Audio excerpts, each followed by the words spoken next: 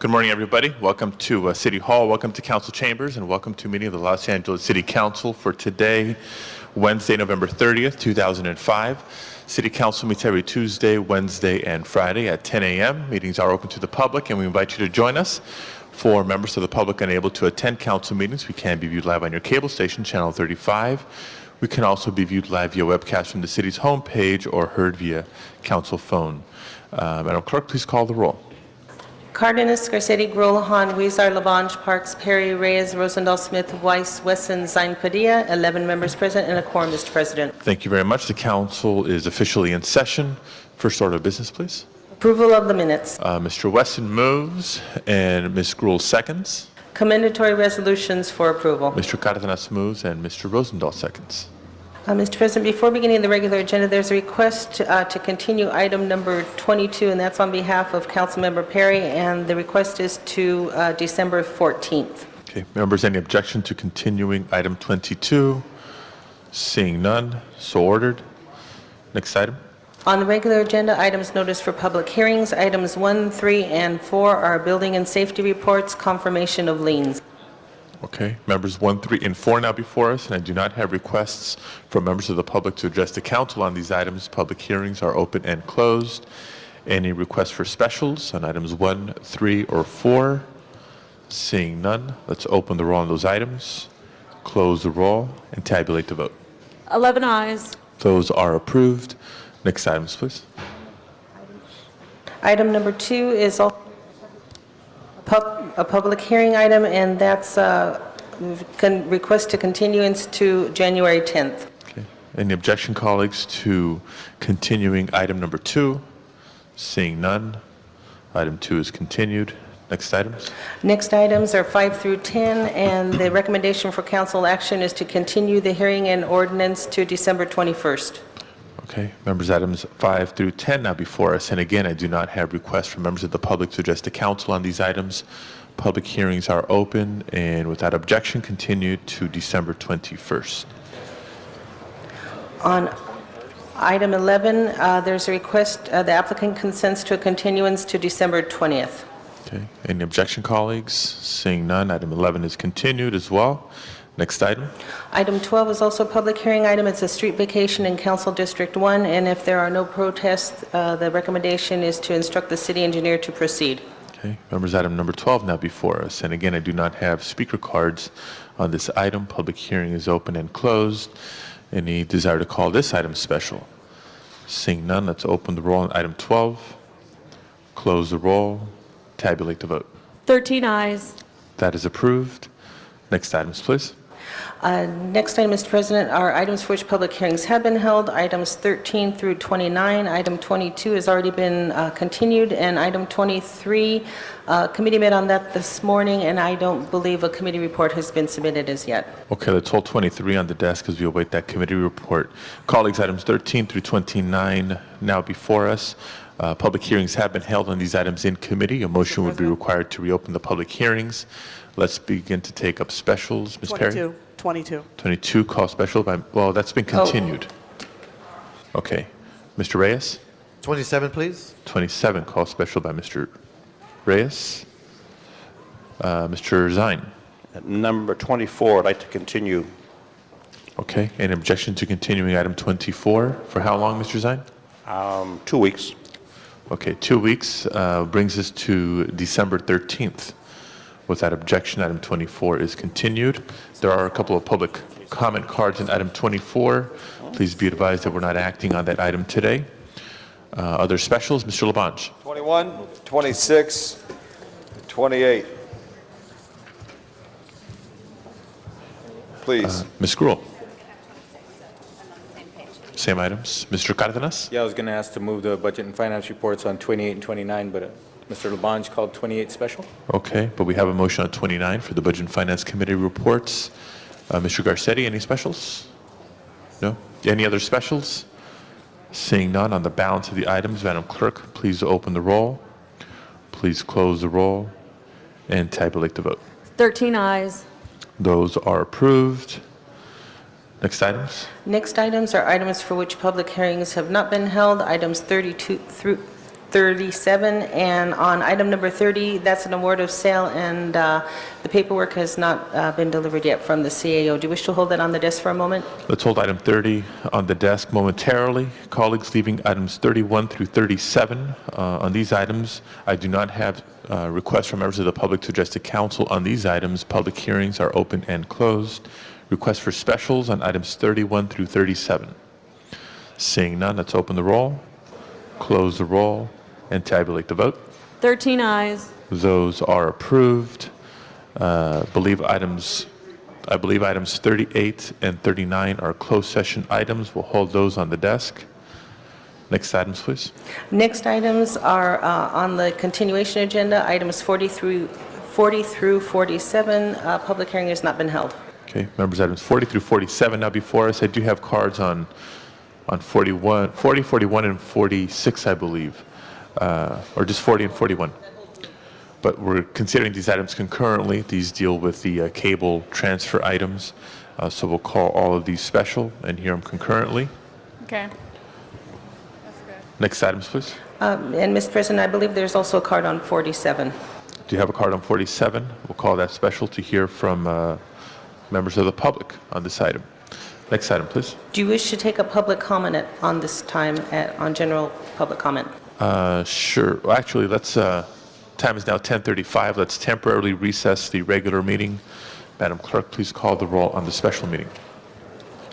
Cardenas, Garcetti, Gruel, Han, Huizar, Labange, Parks, Perry, Reyes, Rosendahl, Smith, Weiss, Wesson, Zine, Padilla, 13 members present, and a quorum, Mr. President. Okay, the special meeting is now in session. We have 2 items on this agenda. Both are closed session items. Without objection, let's continue these items back to the regular meeting to be considered with the other closed session items appearing on the regular agenda. Let's now adjourn the special meeting, return to the regular meeting.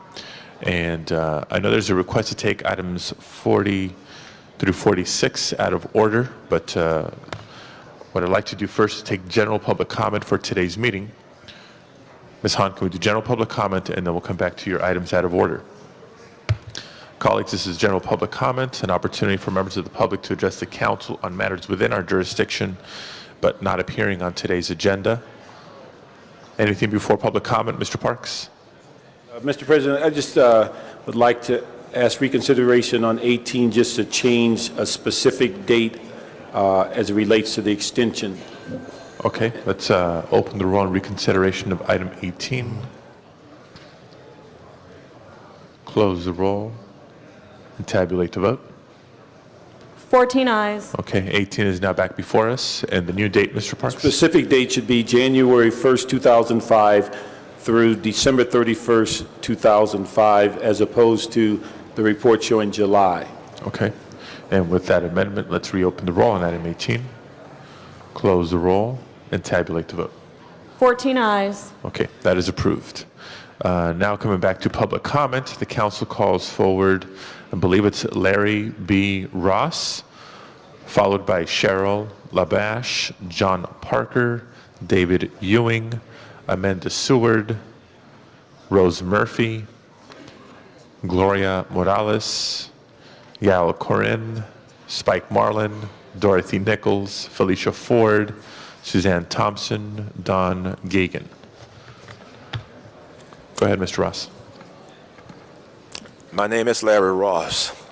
I began personally appearing before the City Council members approximately January of 1997 and kept it up until the year 2000, no later than 2002. I saw the need to report the abuses which were directed at me, which included false arrests, false imprisonments, life and health endangerments, plagiarisms of my ideas, threats, defamation, frame-ups, prevention from receiving medical, housing, legal, and law enforcement help. As far back as 1990, through 1991, information began to be circulated inside City Hall. Yet the constitutional abuses never abated, instead grew in intensity and at an alarming regularity. As the abuses and violations continued and increased, I came and stood before this local body of officials. But now I do see many new faces now have been added to and inform it of the callous insensibility of hearts of the perpetrators against my sons, my family, and I, and the duly constituted constitutional laws of this nation and state. My words at that time seemed to fall upon deaf ears. Still, I was relentless and determined not to be dissuaded from my appointed course, and I wasn't. Week after week, I came and stood and exposed the vicious crimes against the constitutions, both federal and state, my sons, my family, and I. And so I am here today, continuing from where I left off, telling the city council members I still am subjected to abuses and violations of my constitutional and civil rights, from being denied rights to medical, legal, housing, and law enforcement help, to plagiarisms of ideas, defamation, invasion of privacy and thoughts, to threats of death. The perpetrators are Sir, may I ask you to conclude, please?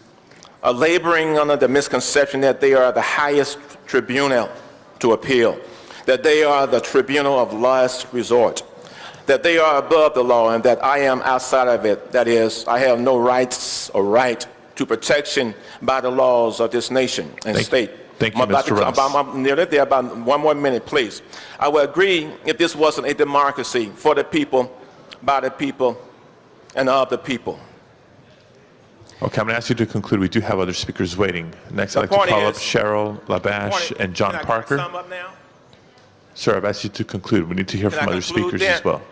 My conclusion would be, from 1997 to 2005, the city council members, as well as the new ones present today, have been informed of abuses and violations against the Constitution of the state and the federal government, and nothing has been done except your time is up. Repeatedly, I've heard that comment being made to me, and nothing else has been done.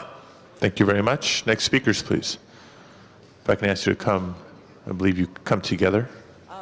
Mr. Parker and I are speaking on the same issue, and I'd rather he went first. Okay. After that horrible disaster in Katrina, we all know that things need to change, not only for our government, but here in Los Angeles as well. And when we talk about change, who will we really talk about? Persons who spark changes. People like heroes like Rosa Parks. And I presented a resolution, has been presented by the Rosa Parks National Day of Absence Committee to all of the council members. And as yet, we've heard of nothing, any action on that as of yet. So I just wanted to talk a little bit about what Rosa Parks was. You know, she was on that bus, but she was trying to steer that bus in a different direction, and for a different change. And what she did was she was able to, you know, take a little drop of water and put it into a pond and make a flood that rose up all of the social issues, regarding racism, regarding poverty, and also regarding stopping war. We need a change in this a direction of our government. We need a change from racism and from poverty and from war. And you can see what it's doing. I mean, we have these wars around the world that affect us right here in Los Angeles. These wars that are killing children and innocent people on a daily basis. How many more have to die? Here in Los Angeles, there's a significant amount of people who are people of color. And you know how hard we fought to fight to have the right to vote. And here we have a president whose election was based on fraud, taking out a democratically elected president who got 92% of the vote in Haiti, Aristide, kidnapped. That's an assault on all of us, all people of color around the world and here in Los Angeles as well. There needs to be a time, we need to change direction. We have to change direction. And what do all these wars have to do with what's going on here right now? You, unfortunately, have to figure out how to rob Peter and Peta to pay Paul and Paulette, meaning there's not enough money for schools, not enough money for health care. Our children are dying because they don't have enough money for health care. Opportunity is being lost because there's not enough money for our schools. We need a change right now. And Rosa Parks represents that spark. We need that spark in the movement to start up a movement that will start to change things. And I know that the resolution, maybe you didn't have enough time to look it over our things, but this isn't a time, we don't have time. This is an emergency. And I know that there are rules and regulations, but when there are emergencies, you can wipe out the rules and regulations and call for an emergency decree to make this a holiday for Rosa Parks so we can start this movement up once again. It can't be business as usual because there's no time. There's no time for people like Tukey Williams, who's going to be murdered by the state. There's no time for all the people who are going to die from poverty in this country. And you can see all around Los Angeles. Are things getting better for our children here in Los Angeles? Are things getting worse? You can see what's happening here. Sir, if I could ask you to So it cannot be conclude. time for business as usual. And 6 major cities in Baltimore, Boston, Detroit, Cleveland, Oakland, and New York, this resolution has been passed. So why not in LA? Isn't this one of the most important cities in the country? So why don't we have a resolution saying that we have a day to honor Rosa Parks here in Los Angeles? Thank you very much, sir. Appreciate you being here. Our next speaker, David Ewing, followed by Amanda I thought Seward. we had, I'm sorry, but I thought there was 10 minutes for each issue. No, 10 minutes total for the public comment. Okay. Thank you. Mr. Ewing, Amanda Seward, and Rose Murphy are the next 3. Honorable council members, my name is David Ewing. I live at 1234 Preston Way in Venice. I'm here representing the Venice Community Coalition on behalf of Lincoln Place tenants. I appreciate particularly those of you who are actually here listening to public comments. Thank you very much. Lincoln Place is, well, first of all, you're going to be going into executive session on this issue on Friday. And there are some very important legal issues that you need to know about when you go into that session. So we essentially came here today to let you know, to essentially prompt you to please look at those issues. We've delivered packets to each council office with legal information and contacts. So if you could please have your legal staff look at these and look at them yourselves so that you'll be prepared when you go into that session with the city attorney. Lincoln Place is where planning meets the real world of politics and lives. What happens at Lincoln Place will have consequences throughout the city as infill development displaces existing housing. The challenge is going to be how to protect the powerless in the process of expanding existing housing. We have to make sure that housing laws are enforced. I believe there's been some news on this lately. Lincoln Place is one of the largest displacements of tenant households in the history of the housing department. The city has the power to act on this. Do not believe otherwise. Not to negotiate or to supplicate, but to enforce the law. There is law on this that you can enforce. In fact, the city has a number of powers in this issue, and they're outlined in those materials that you've been given. So please, educate yourselves and your legal staffs on the issue, study the materials, and make sure that your legal staffs are with you in session on Friday so that you can consult with them in private. Thank you. Thank you. Amanda Seward, followed by Rose Murphy and Gloria Morales. As we speak, over 160 tenants at Lincoln Place in Venice are being evicted. There's a vesting tentative tract map approved by this body in 2002 that provides clearly that the tenants would not be evicted. The city attorney is refusing to enforce those conditions. You are scheduled for a closed session on Friday to hear from the city attorney's office on this issue. A letter that was sent to City Attorney Rocky Delgadillo has been delivered to you. We ask you please to review it so that you are prepared to talk with the city attorney and find out why the city is not enforcing the tract map. These are important issues beyond Venice.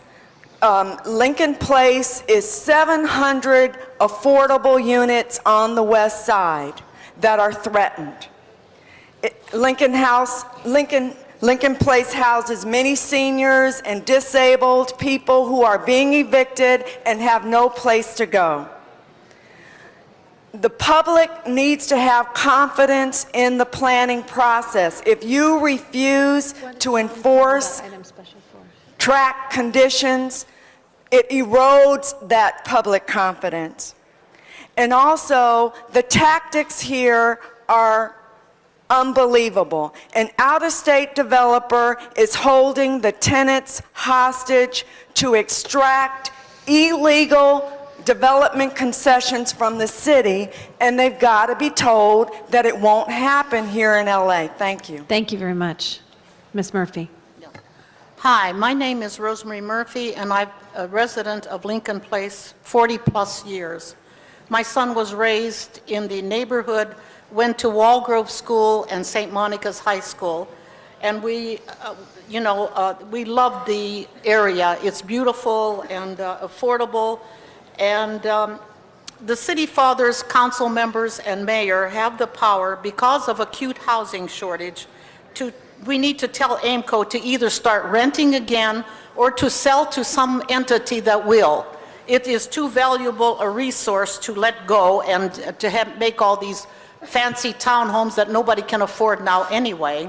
And also, there's such gridlock now on Lincoln Boulevard and the main arteries that it would not even, we shouldn't even think of redevelopment, and to build new. We need to protect this valuable resource. Thank you very much. Thank you. Gloria Morales, followed by Yael Corin, followed by Spike Marlin. Hello, my name is Gloria Morales. I've been living in Lincoln Place for almost 32 years, and I am a citizen. I'm a senior citizen and fixed income. I cannot afford to go and move into a new bedroom, apartment, and pay double or triple rent. Please help all Lincoln Place residents to stay in Lincoln Place, and please ask AIMCO to follow the instruction of the vesting track map. Thank you very much. Thank you. Yael. My name is Yael Corin. I'm a resident of Lincoln Place apartment. This week, we are being locked out of our community. The information that you have in your hand will allow you to encourage the city attorney to do his job. Let the courts decide whether or not the evictions are illegal. We and many other lawyers that are very knowledgeable in this area believe strongly that the eviction have been very much illegally executed.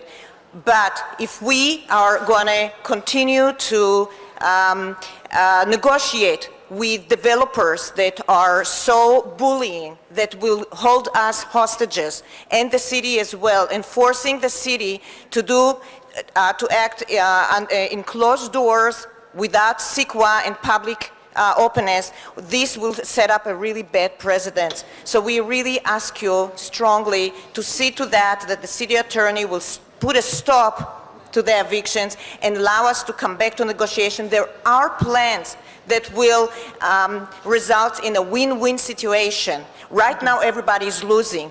The city is losing housing, we are losing our homes, and AIMCO cannot demolish the homes because we have historical standing. So nobody is winning right now. So let's get back to the negotiation by stopping the evictions and allowing us to present plans to AIMCO that we are pretty sure that will eventually prevail. Thank you so much. Thank you very much.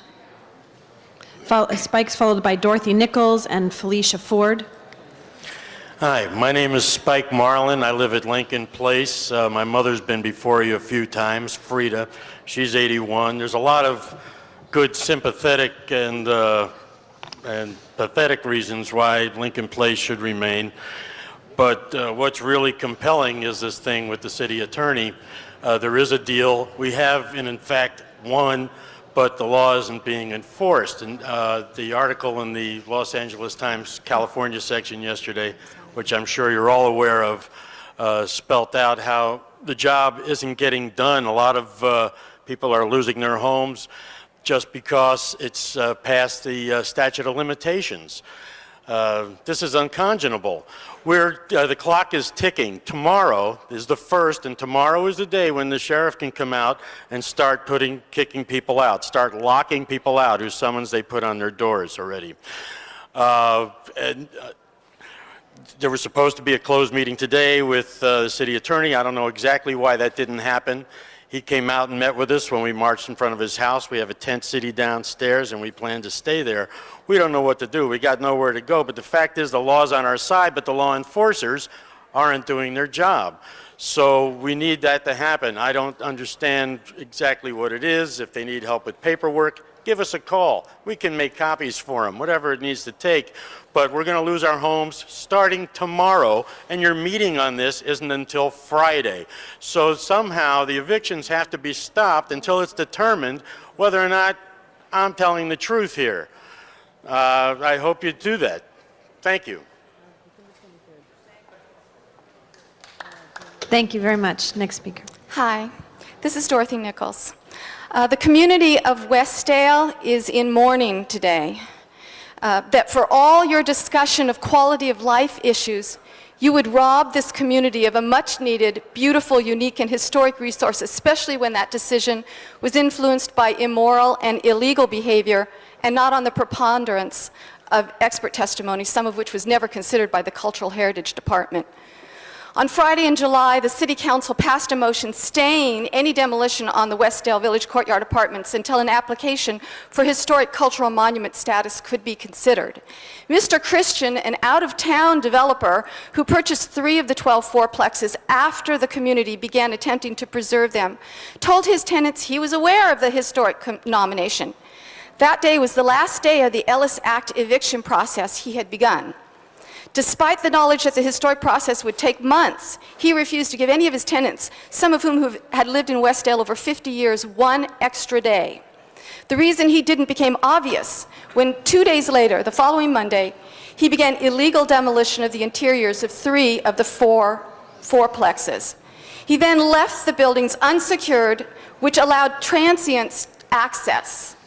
To further degrade the properties, he turned off the water, allowing the green spaces to brown.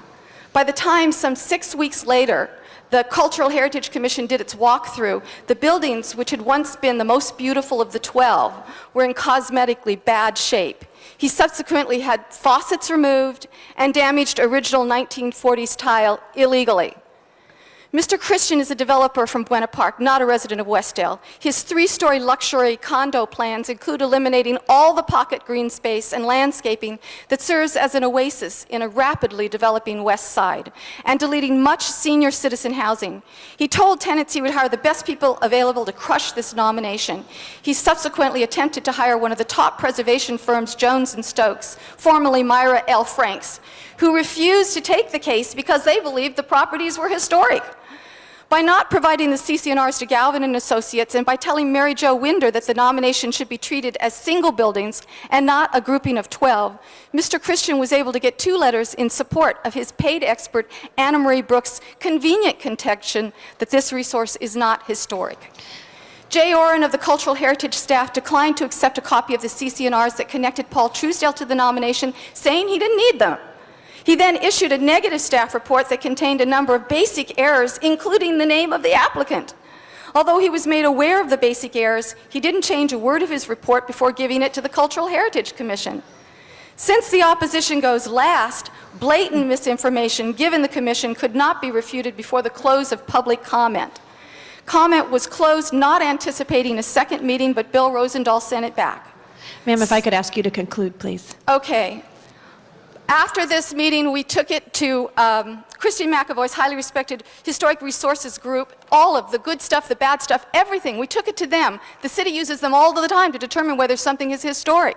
And they determined it met all the criteria and that it was historic. This was important information that was not given to the cultural heritage people before they made their decision. And yet that decision, the cultural heritage decision, was used by the Plum people to deny the application. The Plum people then came to you and said, hey, cultural heritage declined it. You know, we're declining it, you should decline it, and you declined it. I don't think that's fair. If I could ask you to This conclude, is not ma'am. a fair process and should be reconsidered. Today is the last day of action on this item, and I would ask that if there's any chance that you can reconsider it, we get some chance to get some fair testimony in here. It just hasn't been fairly done. Thank you. Thank you. And if I could ask all the speakers that are here, we are 10 minutes over already of our public speaking. We have 3 cards left. I would like to be able to acknowledge all those individuals to speak, but it would require that we have some brevity. So, Good morning. Felicia Ford, Woodlawn Memorial Park Foundation, and I'm here to speak, of course, on the continued corruption of grave robbing and fraud and racketeering and greed and of digging up our loved ones and throwing them in the trash can.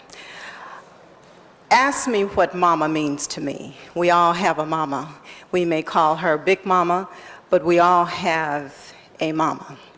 And I say that what my mama meant to me, who is buried in Woodlawn Cemetery, is beyond words that I can express the deep love that we have for our loved ones. In Woodlawn Cemetery, Lincoln Cemetery, Angelus Abbey, and Paradise. The government officials in this city, unfortunately, have turned deaf ears to our cry with regards to desecrating our family members out of these cemeteries. I know a few minutes ago a gentleman spoke of not liking President Bush. Well, I will tell you, I love President Bush, and I don't say that to anger anyone. I say that I wrote to President Bush. I sent him a package along with many other government officials pertaining to this corruption and desecration of all of the cemeteries. And President Bush and his staff wrote back to me. I believe that he is looking into the matter because I got a call from someone that lives in Washington, Virginia, and said that there was a press release that he indicated that there were problems of cemeteries in the Los Angeles area. I want to also tell you that our forefathers built the buildings down here. And my grandfather in particular built the building that is buried in Lincoln. I can tell you that these individuals that are responsible for desecrating and throwing our loved ones in the trash can, you are absolutely claiming war on our families. And I tell you that if it continues to turn deaf ears and you don't hear our cries. if I could ask you to conclude, please. Well, I haven't even had 2 minutes, and I usually speak very fast. And you've had a wide range of folks here that have spoken. I will wrap it up by saying, I know that you all don't want me to talk about this issue, and I don't get great pleasure coming down here spending $16 and $12 where you don't make it accommodation for people to come out here and speak pertaining to their rights. Hear me, for those that pass Woodlawn by, Lincoln and Angelus Abbey and Paradise, I pray and hope that you will not have to fall to your knees like we had to do when we discovered the devastation of our loved one's resting place. I will be back. Suzanne Thompson, followed by Don Gagan and Donna Doherty. Thank you. Good morning. Suzanne Thompson, 1531 Cabrillo Avenue, number 6, Venice, California. And I want to thank our council representative, Bill Rosendahl, for his leadership in helping to preserve affordable housing. I was here this morning on another matter, and because of his office, we were able to get a postponement on another subdivision that was happening that was going to displace another 20 affordable units in Venice, on top of the 170 that's going to be happening with Lincoln Place. Please, I know a lot of you are in other little conversations right now, but we need you to take leadership here. Our leaders, you are our leaders in the city of Los Angeles. Venice is always out there creating the way. We're telling you today, this is affecting the entire city. Councilmember Parks, Councilmember Hahn, Garcetti, Cardenas, Zine, welcome Councilmember Wesson, Councilmember Weiss, Padilla, Smith, and Councilmember Reyes. Please, as head of our Plum and our Land Use Committee, you know that we have a housing shortage, an affordable housing shortage. It does not make sense to destroy affordable housing. Please don't let this happen. Thank you. My name is Don Gagan. I'm a 45-year resident of Venice, California. My children went to school in Venice. I spent all my life in Venice, and Venice is under assault again, as it never has been. All of the development, or any developer with a pail and a shovel, seems to want to do something in Venice. Well, the subject that we're about tonight is affordable housing. There have been almost 1,000 units of affordable housing in Venice for a long period, since the 40s. This is also a tract of land that has a designation to it, so that the state gave it a certain designation.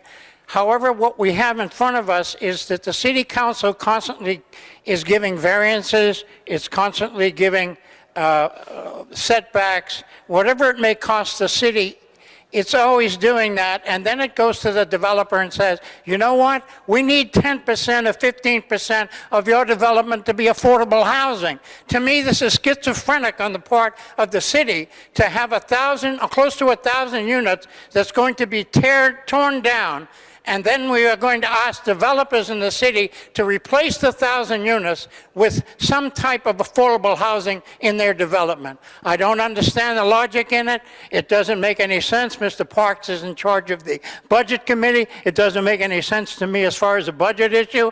And I just urge this council to deny whatever this developer wants in this particular area.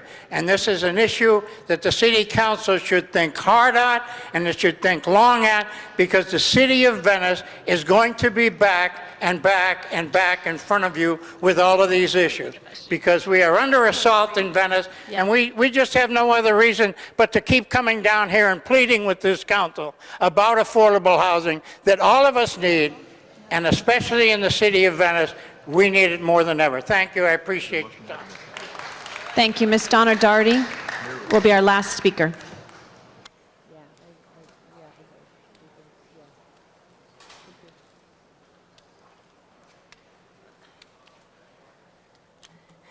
Good morning, Madam Chairman and members of the City Council. I thank you for letting me come again, and I feel like some of the comments I've heard here that I'm here to talk about lack of access at Griffith Observatory. The whole front 4 doors are inaccessible, and the community is having $90 million taken out of their pocket for this renovation.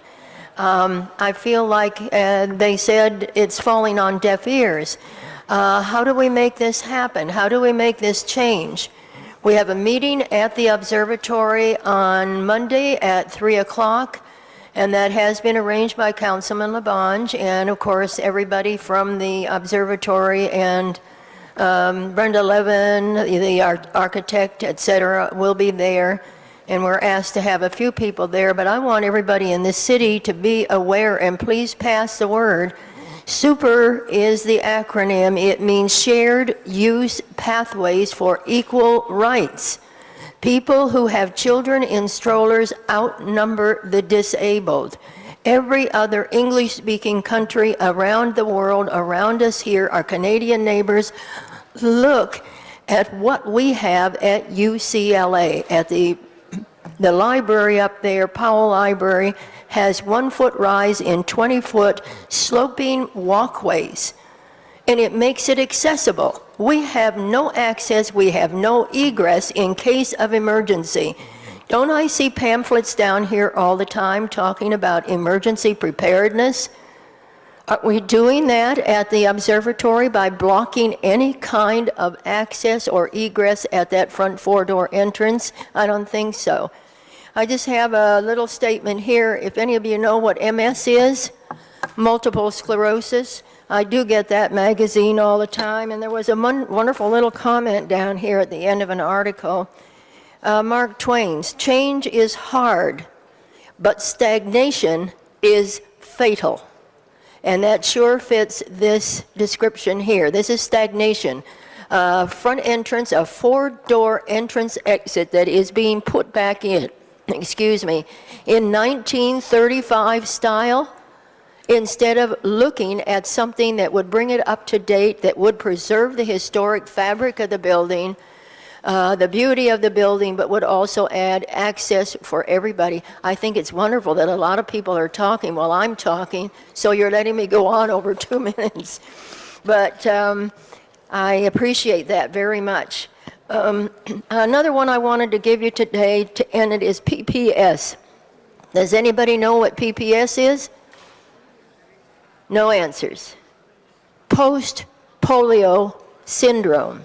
It means that those people who have fought so hard to come back to life after a devastating experience with polio, as they grow older, they are losing their muscle power far faster than the rest of us that are growing older. Is it right for us to preclude them from going in the front entrance? I don't think so. And I don't think it's right that we should be saying to all of our veterans, after a $90 million renovation, to put a sign on the front lawn of this building and say, you can't come in the front door. You go to the end of the wing and around the back side of it. And right now, both veterans and other people who have to use a wheelchair or any other kind of thing, a cane to get around, are saying, I simply won't go there after it opens. I will never go there. We need inclusion, not exclusion. Thank you very much.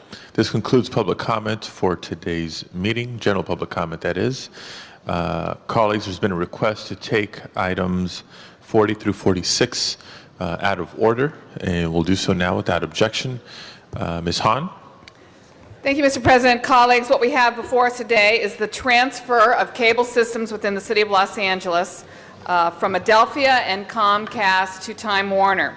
As I stated yesterday, if this transfer is approved, most of all of our cable subscribers in the City of Los Angeles will be under the Time Warner subscription. This item was continued from yesterday's agenda so that all the ordinances on file could be agendized properly.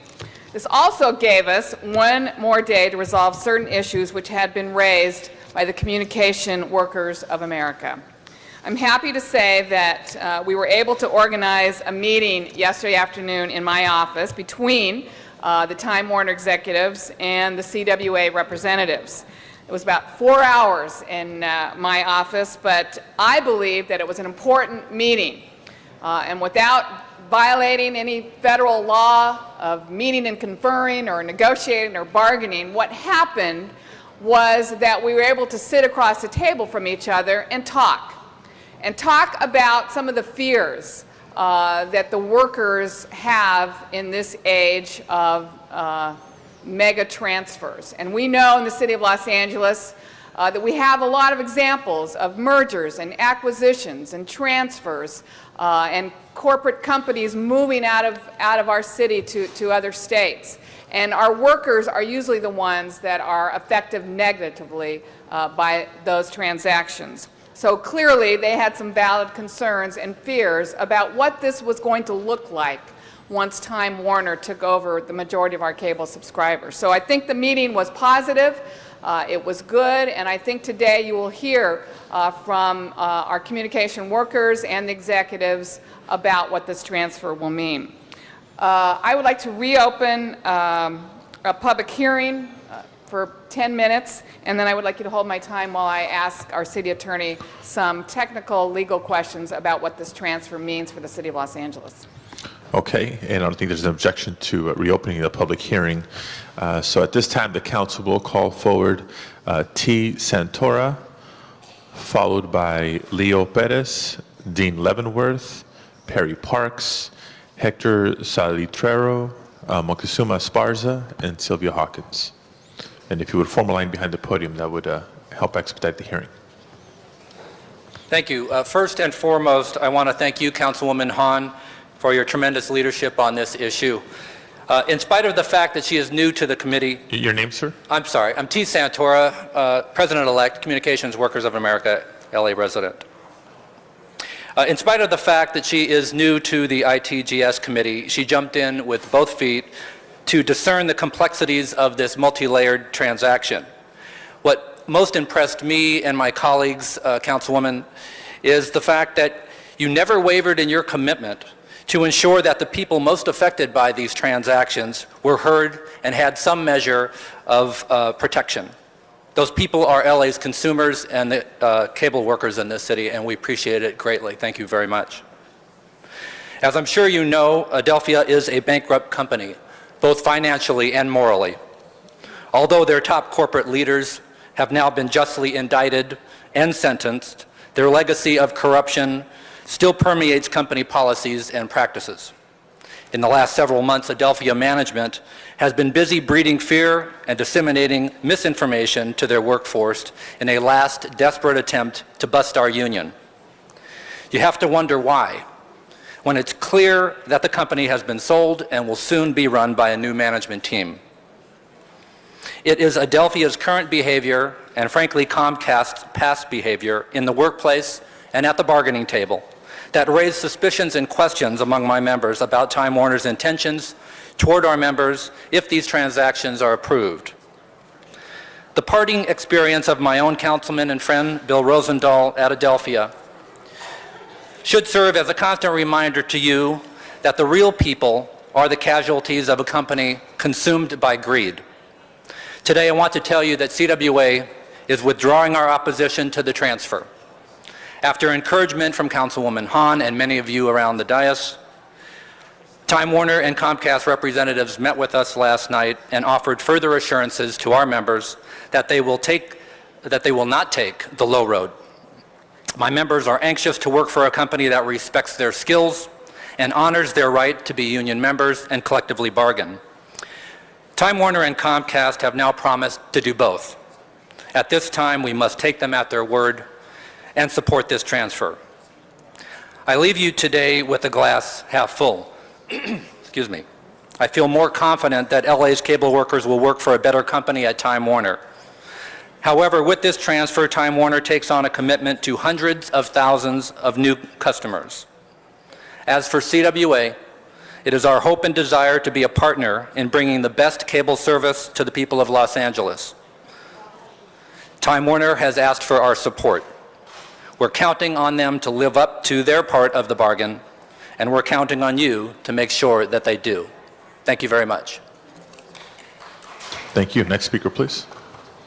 Good morning. I'm Leo Pettis, Chief Operating Officer for CTV, America's first English language network for Latinos. As many of you recall, we're based here in Los Angeles in CD13.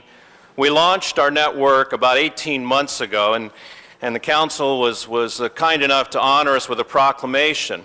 Since that time, our network has gained distribution throughout the country, gotten critical acclaim.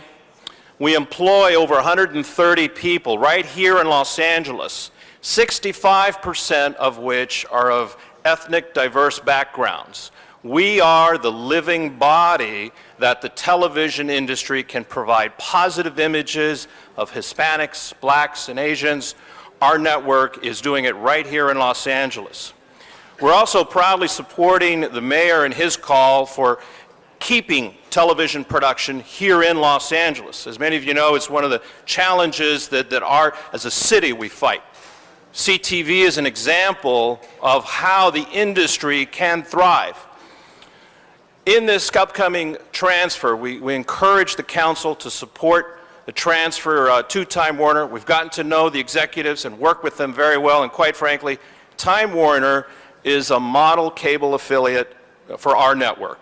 They were the first network to launch CTV and offer it here in Los Angeles to cable television customers.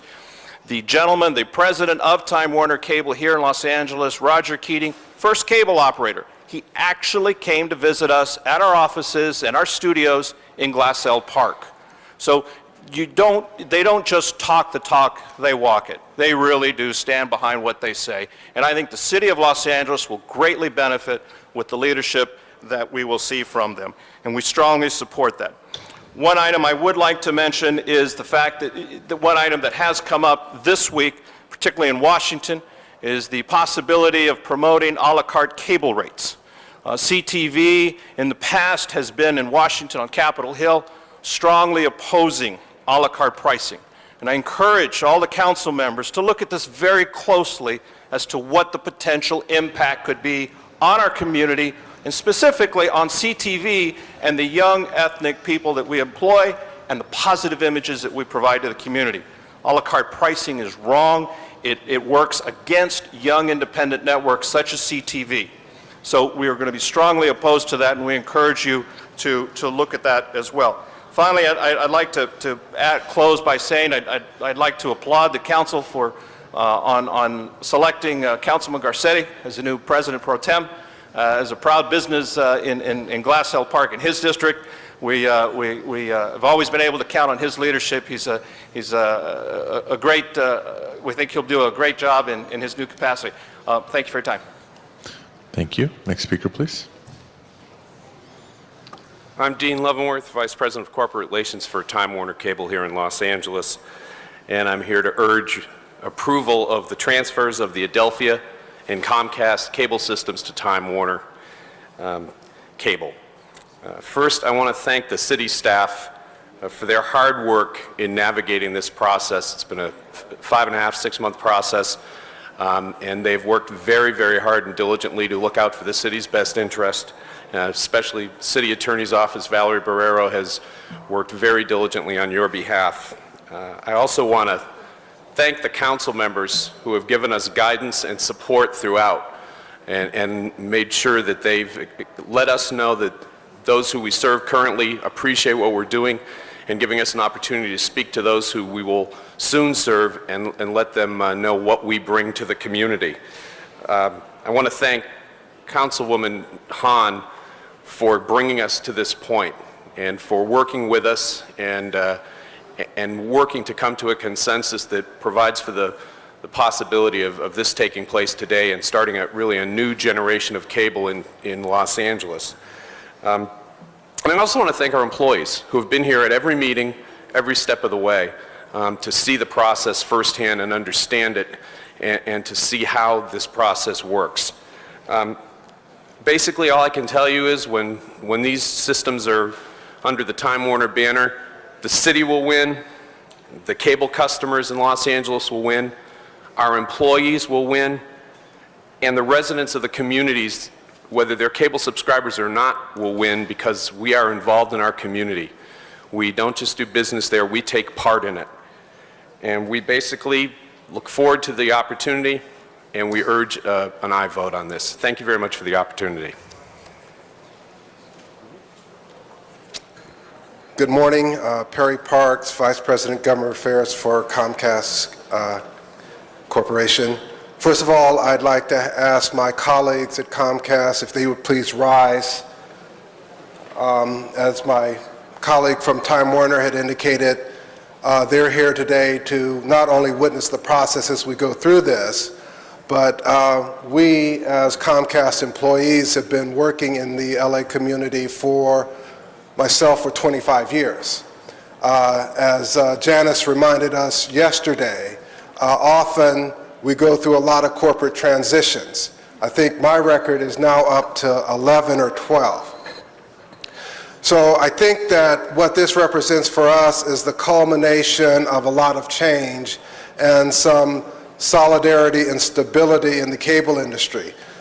Supporting this particular motion will provide stability in LA, at least among the cable operators, by having one cable provider that covers all of Los Angeles. The upside benefit from that, to me, it allows us to be more competitive and to maybe wage a more aggressive battle against the competition, DirecTV, acquire more customers, and then return more general franchise fees to your general fund.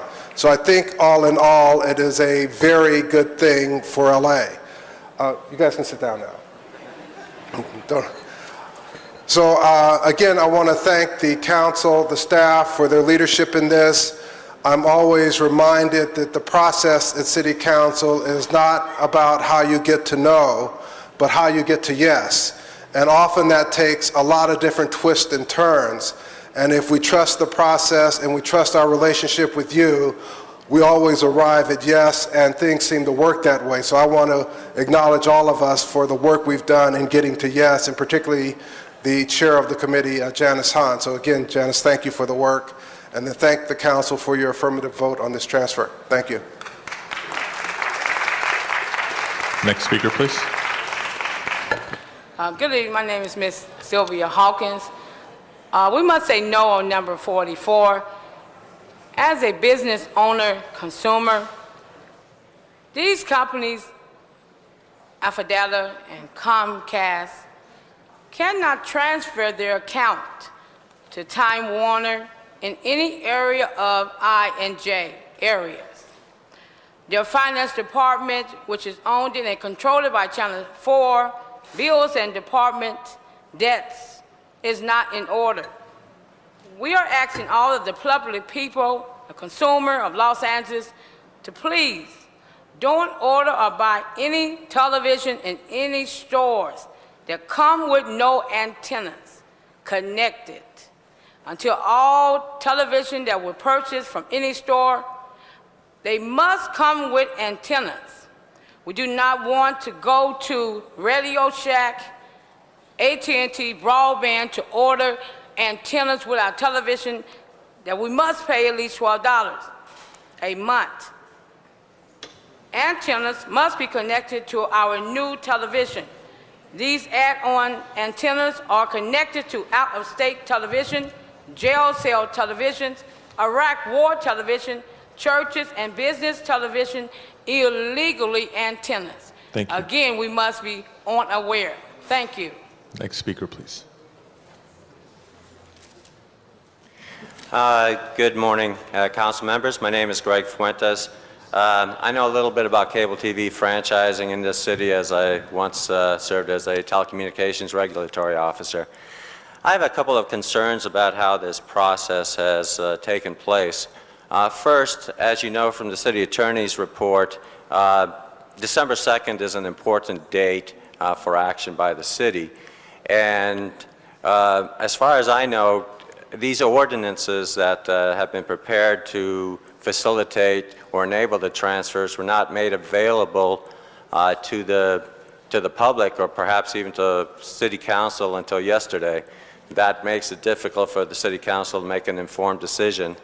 Upon reading these documents, these ordinances, I see that several other documents that are related to the transfer have yet to be prepared. So I think it also makes it difficult for the city council to make an informed decision when documents are still being worked on, and probably documents that contain conditions that pertain to these transfers. So I have questions about that. My second major concern is that I'm hearing that the franchise renewal agreements will not be completed before or in conjunction with these transfers. As many of you know, the city has been working several years on these franchise renewals. There are many benefits that the city could receive from the franchise renewals, and I think the city, by allowing these transfers to go forward and not taking care of the franchise renewals, has seriously hurt its negotiating position with respect to the franchise renewals. I thank you very much for your time, and good luck with this process. Thank you. Next speaker, please. Good morning, Mr. President, honorable council members. My name is Hector Salitrero. I'm with the law offices of Federico Castellan Sayre, and we are legal counsel to Mr. Moctezuma Esparza, who is standing right behind me and will address you shortly. We represent Mr. Esparza and former owners and officers of Buenavision Telecommunications, which served the Area L community that is currently the subject of a franchise that is being proposed to be transferred to Time Warner through Comcast. These are complicated transactions that are all subject to bankruptcy court approval. The reason that we are here today is to, first of all, emphasize that Mr. Esparza and his associates are ready, willing, and able to resume operation of this franchise, which was illegally taken from them in this fashion. Adelphia came in, made false representations, not only through their officers, but through their accountants, Deloitte Touche, and deprived this community of a gentleman, Mr. Esparza, who is born and raised and has contributed to this community, was operating a cable system that was meeting the unique communities of Area L, and lost that franchise. Our concern is that we, on behalf of Mr. Esparza and his associates, have made requests in various forms, including the bankruptcy court, for rescission of that acquisition by Adelphia. It would be premature and counterproductive for this council to allow transfer of that particular area. We must emphasize that we are not against the balance of the 14 transfers. We concur with some of the comments that were just made that this process is important and complicated and should be approached carefully, notwithstanding any artificial deadline that may be considered. There is the ability to extend deadlines, and we would recommend that that be done if it's warranted. The representative for Area L, Mr. Guisar, is not here today. He is at a funeral, from what I understand. It would be very important for him and his staff to understand and appreciate the importance of what is being considered here.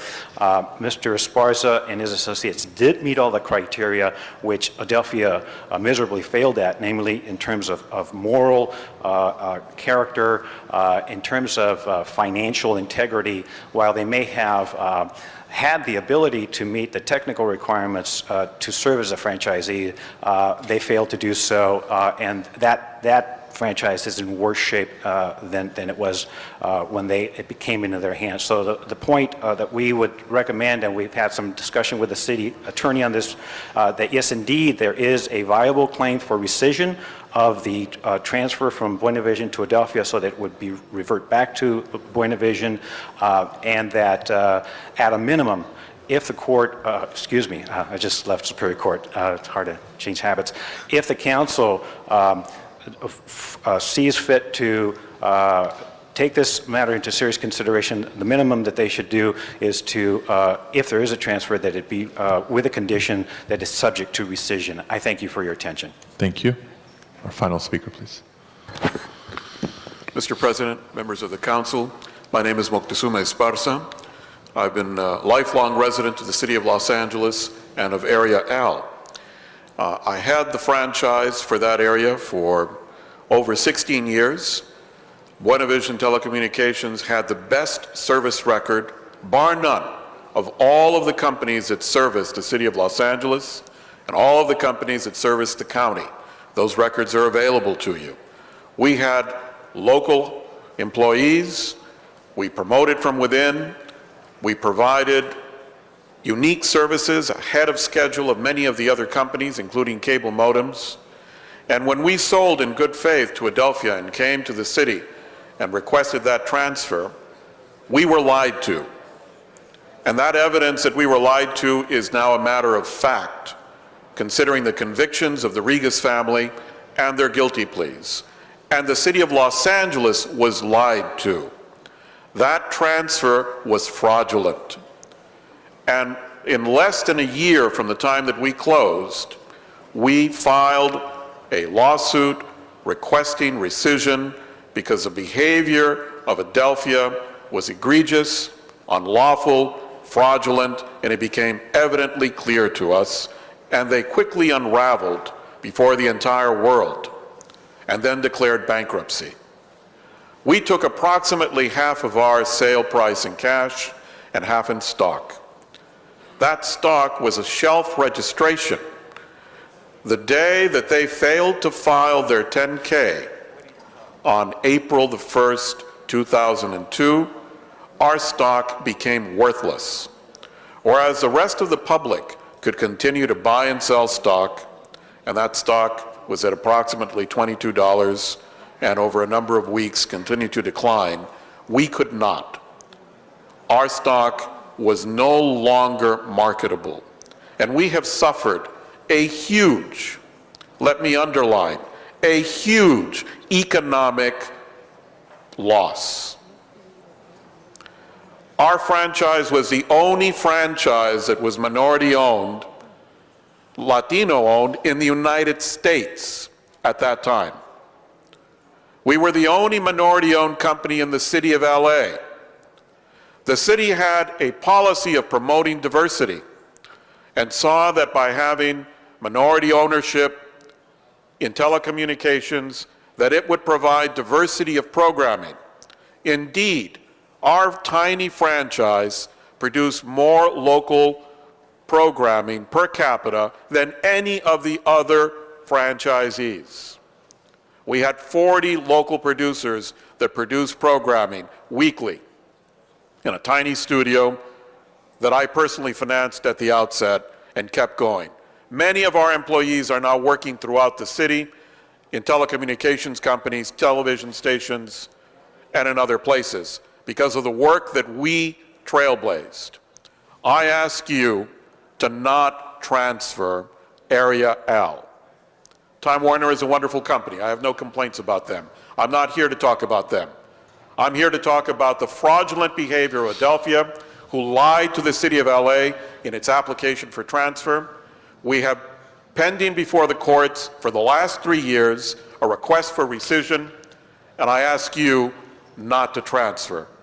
Thank you. You have the legislative broad authority to do so, and it is under your purview to bring some justice as well. Thank you very much. Thank you very much. This concludes public comment on this item. We now come back to Ms. Hahn for the balance of your time. Thank you, Mr. President, and I thank all those who took the opportunity to come down here and address us on this very important matter. And you brought up a lot of concerns about Buena Vista, which I'm going to ask the city attorney some questions about. And you should know that, colleagues, we are going into closed session today to discuss the Adelphia bankruptcy settlement, and I believe that situation is going to be a part of our discussions in closed session, so I want you to know that. But colleagues, and I would like to have Valerie come to the table, but colleagues, I hold in my hand letters from both Time Warner and Comcast, and I put them on your desks for you to read, that they have guaranteed to all current employees that they will be offered positions and compensation of similar or greater status once this transfer occurs. Additionally, these workers are going to have a choice of remaining at their current locations and will not face mandatory transfers. And Time Warner has also said in this letter that they expect to engage in good faith, or they guarantee to engage in good faith negotiations with CWA following the transfer. So thankfully, this transfer will not adversely impact the rights of the employees that work in this country, in this company. Valerie, as city attorney, why don't you, obviously I was focusing a lot on the workers' rights and kind of allaying some fears that our workers were going to have in this transfer, and making sure, of course, that our customers ultimately were serviced by a company that stands behind its reputation. We could only evaluate this transfer on 3 criteria: legal, technical, and financials. Could you share with us why this transfer is a good deal for the city of Los Angeles? And then why don't you tell us what steps come next? Is this transfer final? And then I'll have a few closing comments. Certainly. Thank you. You can hold my time. What we have before us is an application for a transfer of the cable franchises currently held by Adelphia and Comcast to Time Warner. The city is limited in what it evaluates. This is not a part of the renewal, which we're also involved with and will pursue subsequent to the transfer. As part of our evaluation, the city looks at the qualifications of the cable operator that seeks to take over the assets, the franchises. That's Time Warner. We look at their legal qualifications, their technical qualifications, and their financial qualifications.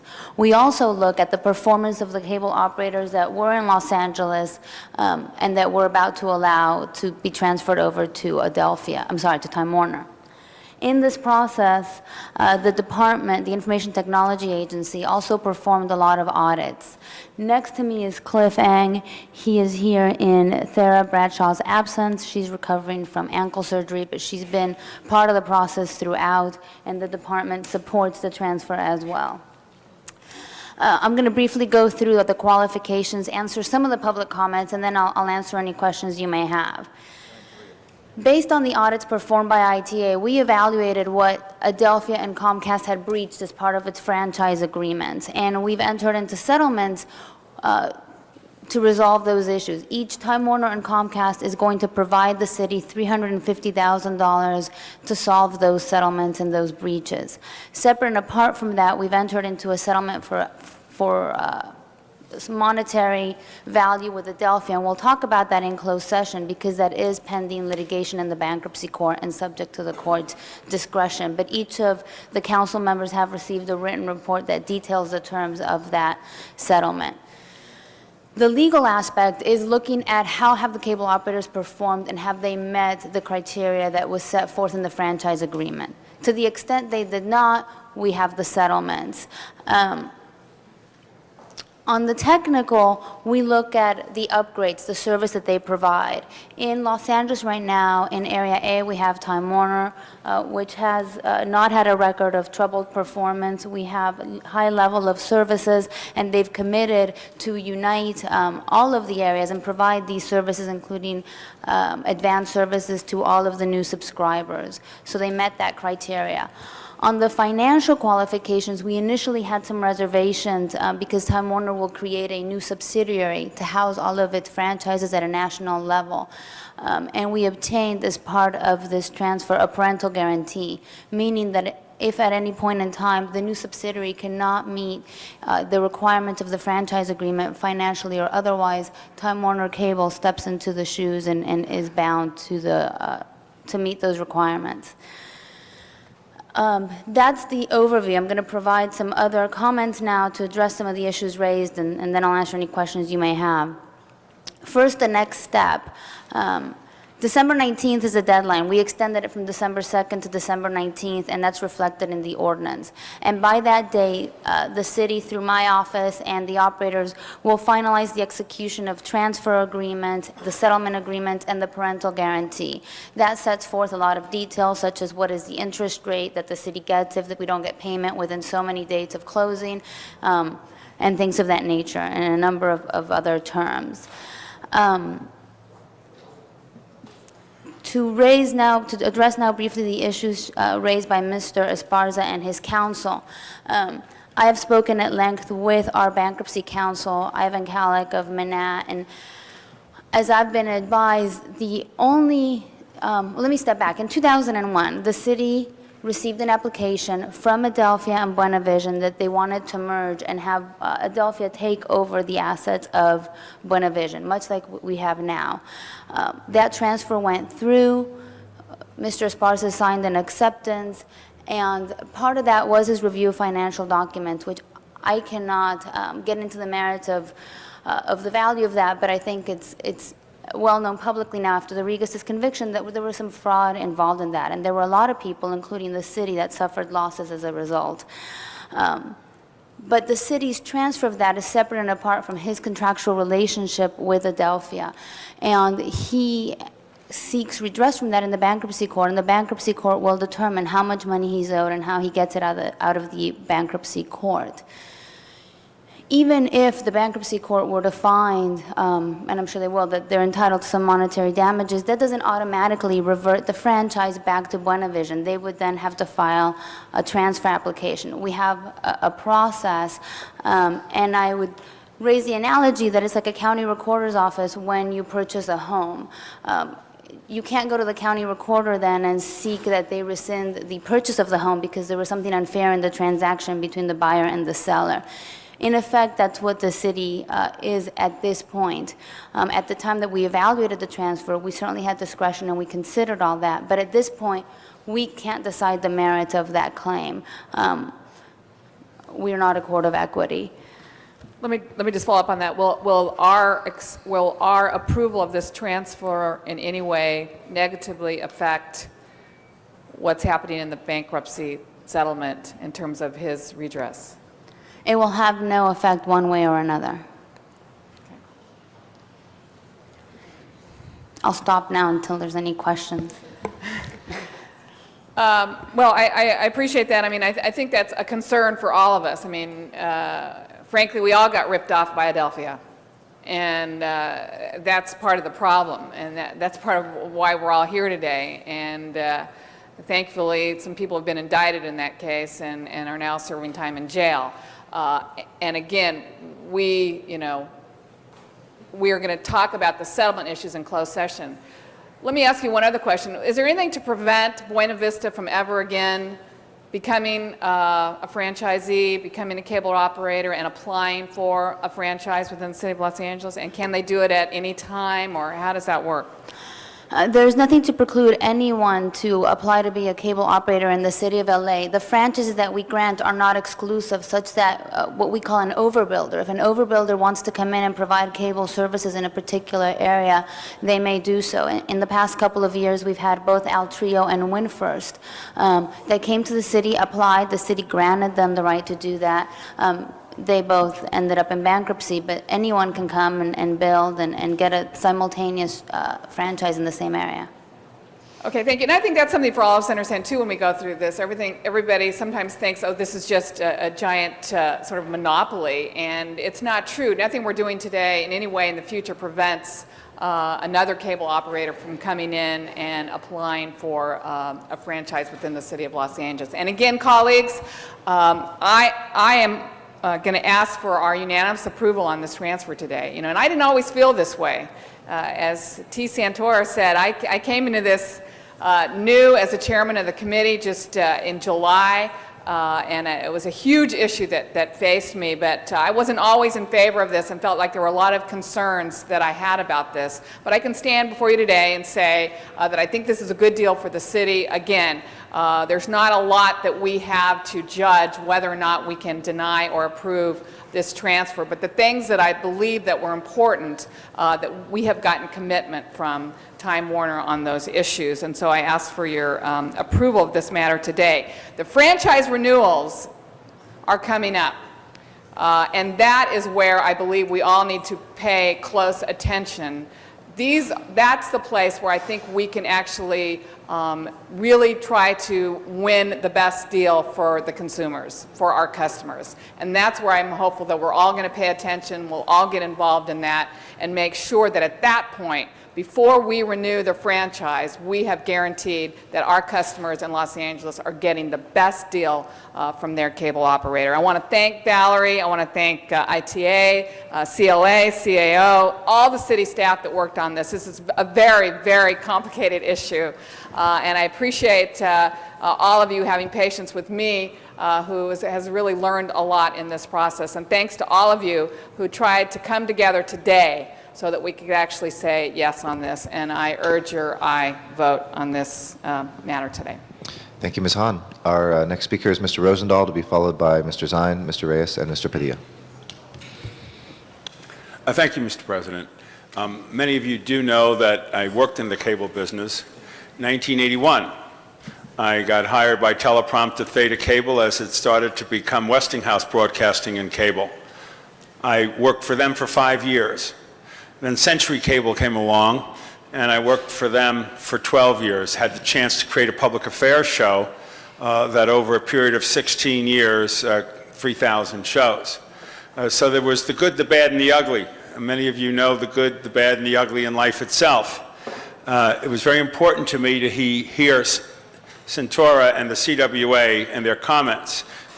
It's very gratifying to see the great leadership of my colleague Janice Hahn on this issue, and so timely getting together the Communication Workers of America with the potential new transferees and slash those that will be sitting in the position for renewal.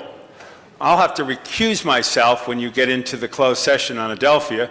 Many of you know that I found myself on the street rather quickly and rather coldly at a certain point, but life goes on, one door closes, another one opens, and the City Council horseshoe opened. I have no regrets for my experiences in the cable business. The customer always came first, and the worker, and supporting the worker of every ilk was always something I strongly believed in. But I just want to say hats off to you, Janice Hahn, for the leadership you provided on this subject.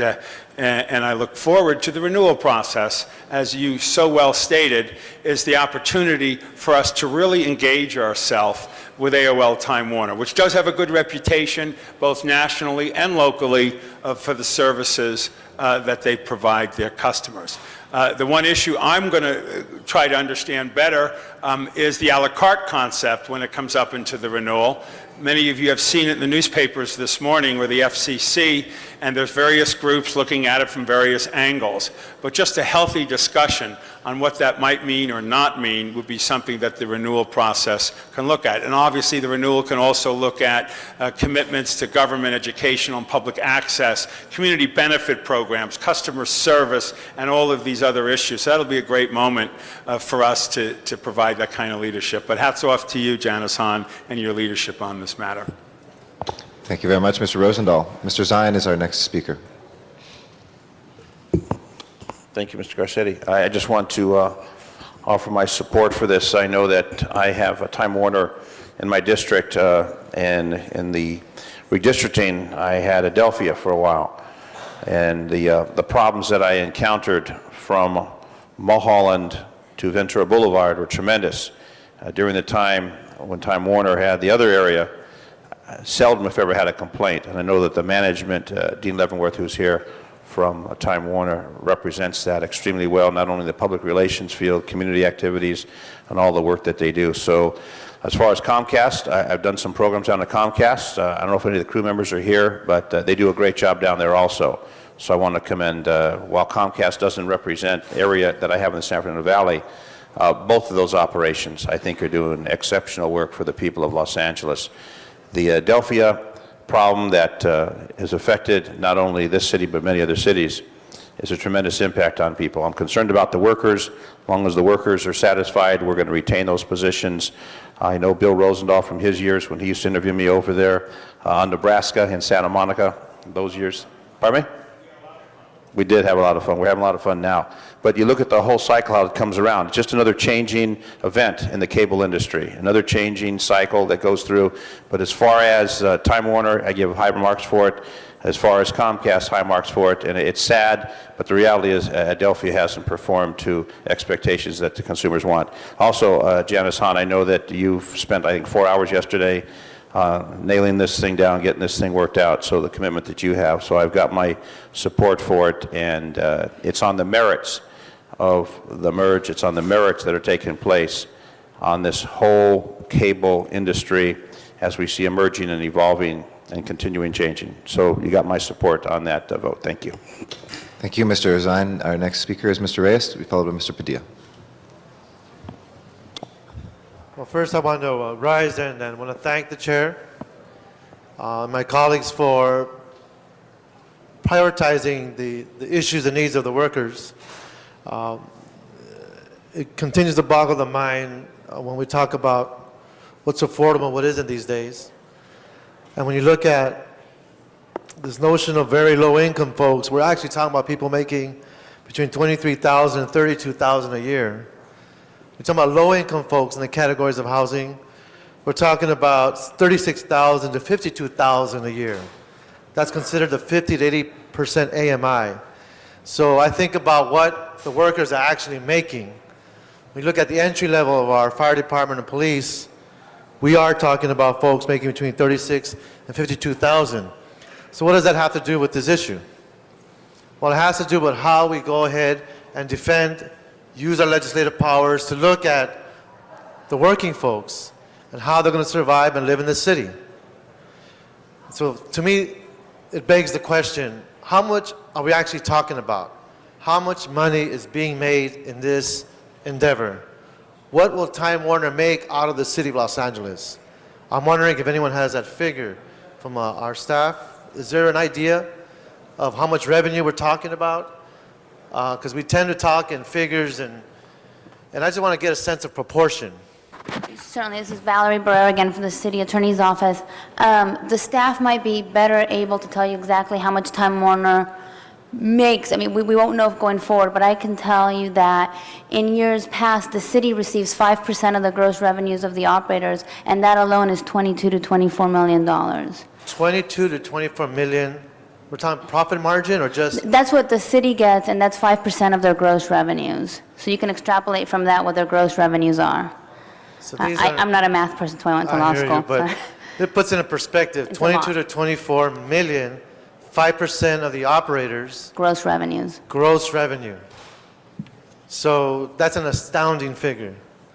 Colleagues, this is a big issue. We talk about what our libraries need. We talk about 39% of our kids graduating from high school. We're talking about people living in the streets. We'll be going through this past week alone on the homeless issue. And 22 to 24 million dollars, 5%. I'm looking forward to the closed session. Thank you. Thank you, Mr. Reyes. Mr. Padilla, to be followed by Mr. Weiss. Thank you, Mr. Chair. And Mr. Reyes, you're absolutely right. $22 to $24 million. That's just a fraction of what the revenues of the companies bring in. We can multiply by 20, and upwards of $400 million plus is the industry that we're talking about in Los Angeles alone. But colleagues, I wanted to rise and just make a couple of comments on what we're being asked to consider today, the transfer of ownership of multiple franchise areas. And even though most people may be looking at this and seeing it only as, a business transaction that we're either blessing or not blessing, in a significant way, we're also making a very large policy decision. We know that as a backdrop to this transfer, there's conversation about the outstanding franchise renewals and the negotiations that take place as we will soon, yet again, seek to renew the franchise agreements with the cable operator or operators in the city of Los Angeles. And so the policy decision that we're making today, should this transfer go through, is in lieu of the city now negotiating with multiple operators in the city of Los Angeles on all the elements of a franchise, not just the 5% franchise fees, but the issues of modernizing technology and upgrades, the offerings of features, the customer service standards that we're putting in place, the program offerings, the equitable deployment of technology and services throughout our franchise area, the requirements that we refer to as PEG, the public, educational, and governmental requirements that we put on any franchise, and yes, also the questions of how operators treat their employees. We're choosing whether to negotiate with multiple operators for the multiple franchise areas or for nearly a singular operator for all the areas that make up the city of Los Angeles. I represent a district that's serviced by Adelphia. So I asked myself the question, does it make sense for the city of Los Angeles to negotiate with the current franchise operator, Adelphia, with their problems in bankruptcy, knowing full well that it's only a matter of time before that franchise area is serviced by a different operator, and then have to go through it all again? Or do we support the transfers going through today so we know definitively and clearly who it is that we need to work with to address the issues of technology upgrades, customer service and responsiveness, et cetera, et cetera, et cetera. From that standpoint, if you represent a district that's covered by Adelphia, I think this makes sense. And even though those problems don't exist in areas that are serviced by Comcast today, we know full well from a national picture that in Los Angeles, it's probably just a matter of time before those Comcast areas are also going to be operated by Time Warner. And so you ask yourself the same question, who are you negotiating or dealing with here? So the sooner that we can get to the single clear operator for the city of Los Angeles, I think the better and healthier it's going to be for the franchise renewal process and those negotiations. But I also have to take this opportunity to remind us all that it's not just cable companies that we're talking about when we have these conversations. People have mentioned their concerns about potential monopolies and multiple providers in Los Angeles versus a single provider in Los Angeles. To me, that's I think, a little overblown, because whether there's multiple operators or a single operator in Los Angeles, regardless of where you live, you only have one option today. We have multiple operators today, but based on where you live, you're either Comcast or Time Warner, or you've been Adelphia, or you've been somebody else.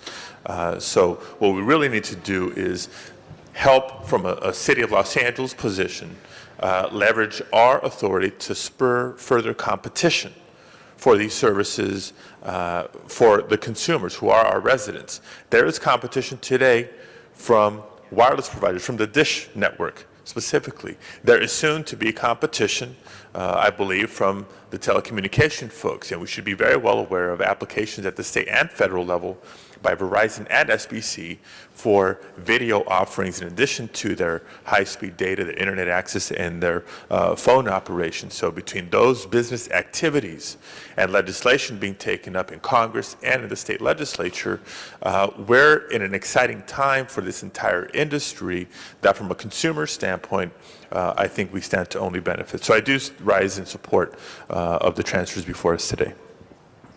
Thank you very much, Mr. Padilla. Mr. Weiss is next, to be followed by Ms. Gruhl.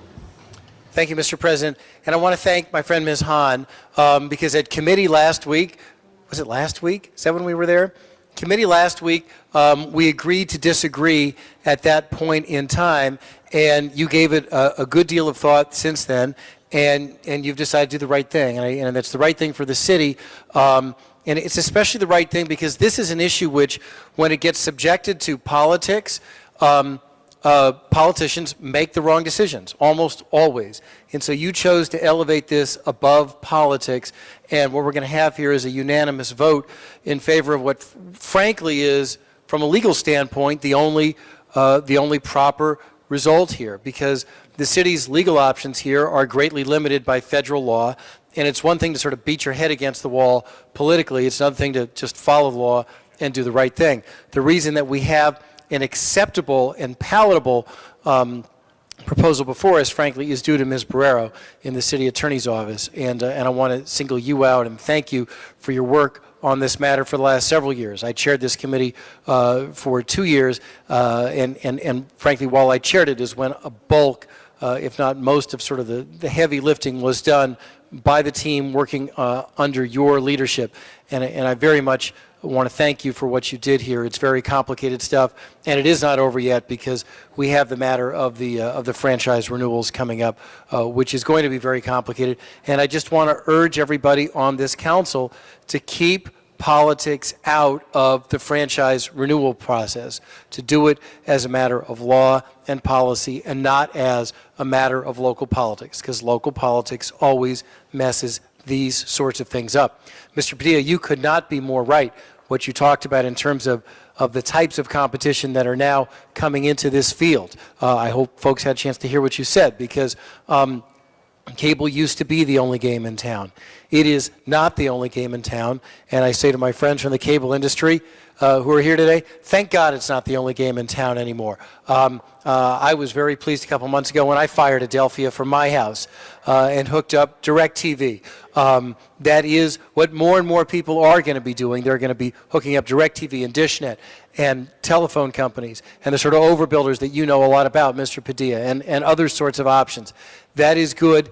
That will provide for the sort of competition that, frankly, cable has never been able to provide in the LA market. Cable is one of the alternatives. It's the one that we have the chance to police and try to provide for better service in the area of Adelphia. Frankly, because of the irresponsible way in which the national management managed that company, it was very frustrating. With Time Warner, I'm pleased to say they have a much, much stronger track record locally. I have both Time Warner and Adelphia in my district, and I asked my district staff, do we ever hear complaints about Time Warner? And the answer is no, or it's very, very, very rarely. I want to urge all of you from Time Warner who are here today, please keep up that record of service in the city. Please make good on your obligations to build out and create high-performing networks throughout the whole city. You're all here. You'll nod vertically for me that you're going to do that. Come on. I'm looking at you. And the Comcast people as well. Okay. Thank you all for that. Thank you, Mr. President. Thank you very much. Ms. Gruhl.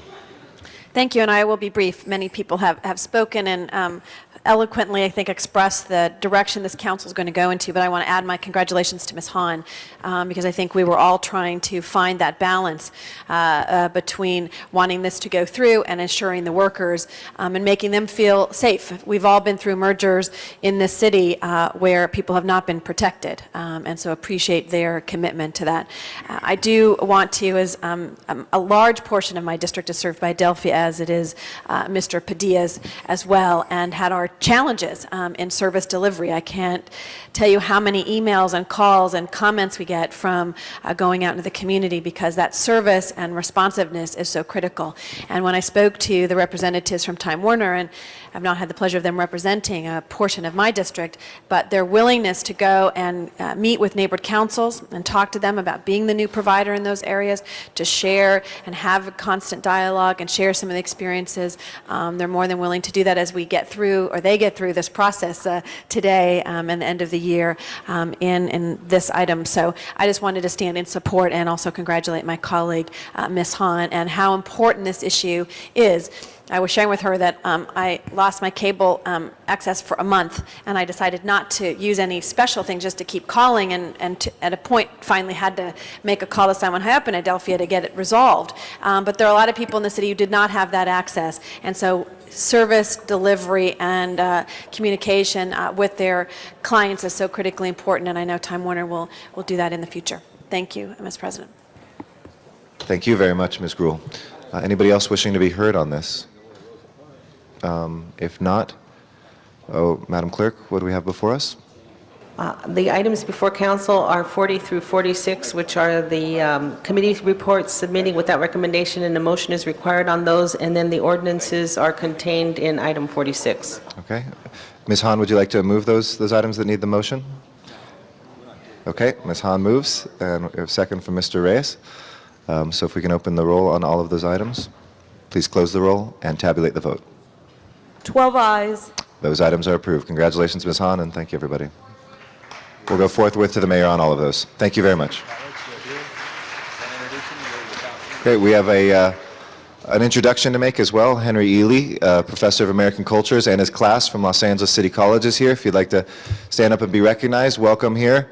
And we're very pleased to have Los Angeles City College in our chambers. Thank you for coming today.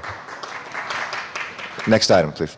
Mr. President, item number 30 was being held on the desk, and that is award a sale of $298.8 million of wastewater system revenue bonds to Goldman Sachs and they're syndicated a true interest cost of 4.735036%, and the CAO has prepared a resolution for council to adopt. Okay, and that it's been circulated? It's attached to the file. Okay, great. Does anybody wish to be heard on this? If Mr. Cardenas.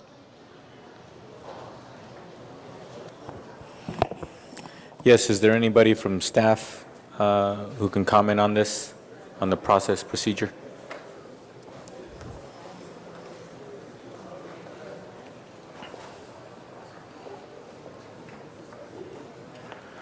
I'd like to ask you a couple questions so the public can understand what $340 million worth of bonds activity means and how we do business in the city.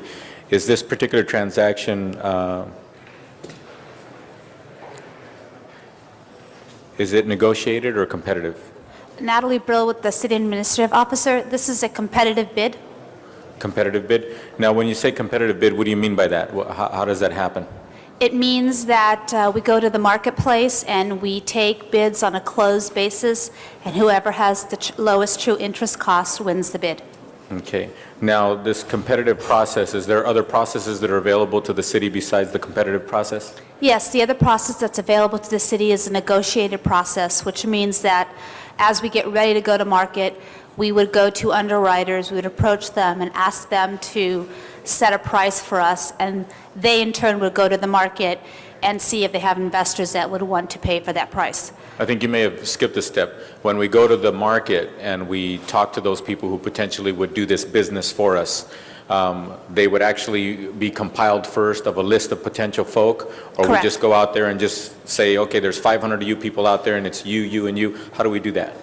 We go out to bid for the underwriters, and we ask them to submit their proposal on how they would market our bonds. And then we would, based on that, we would recommend to the council underwriters, and then we would choose them. Now, how do you evaluate whether or not, because not everybody who wants to do business with the city or wants to handle $340 million worth of work, not everybody is actually qualified or can handle that level of volume or et cetera. How does the city qualify them to make the list?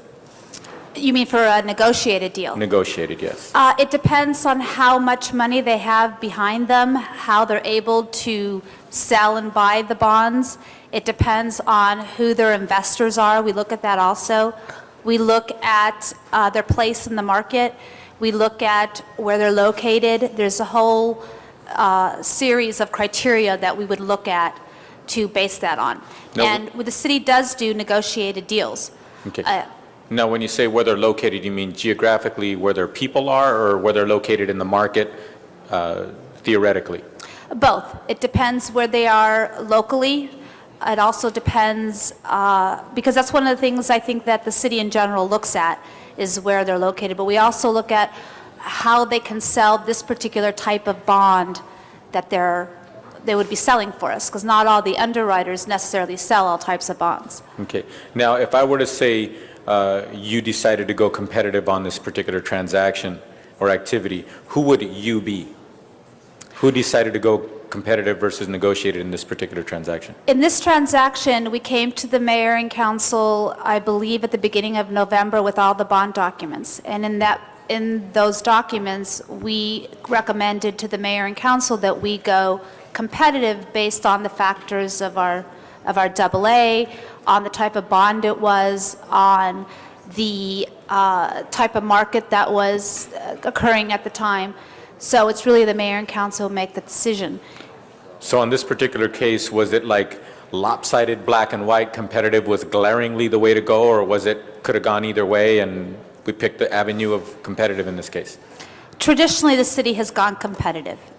Traditionally, the city has said that based on charter provisions that it's best for us to go competitive.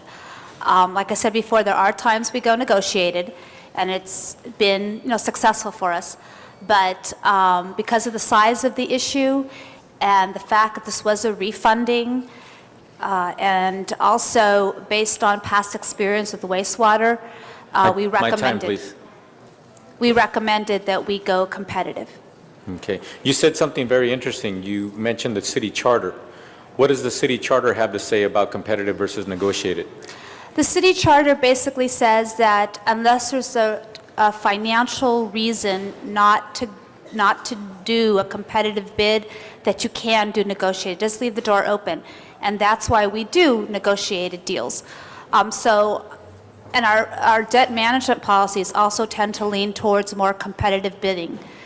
So when we look at each deal individually, we take that into consideration. It doesn't mean that we never go negotiated, like on the convention center, on the $500 million we issued that one negotiated.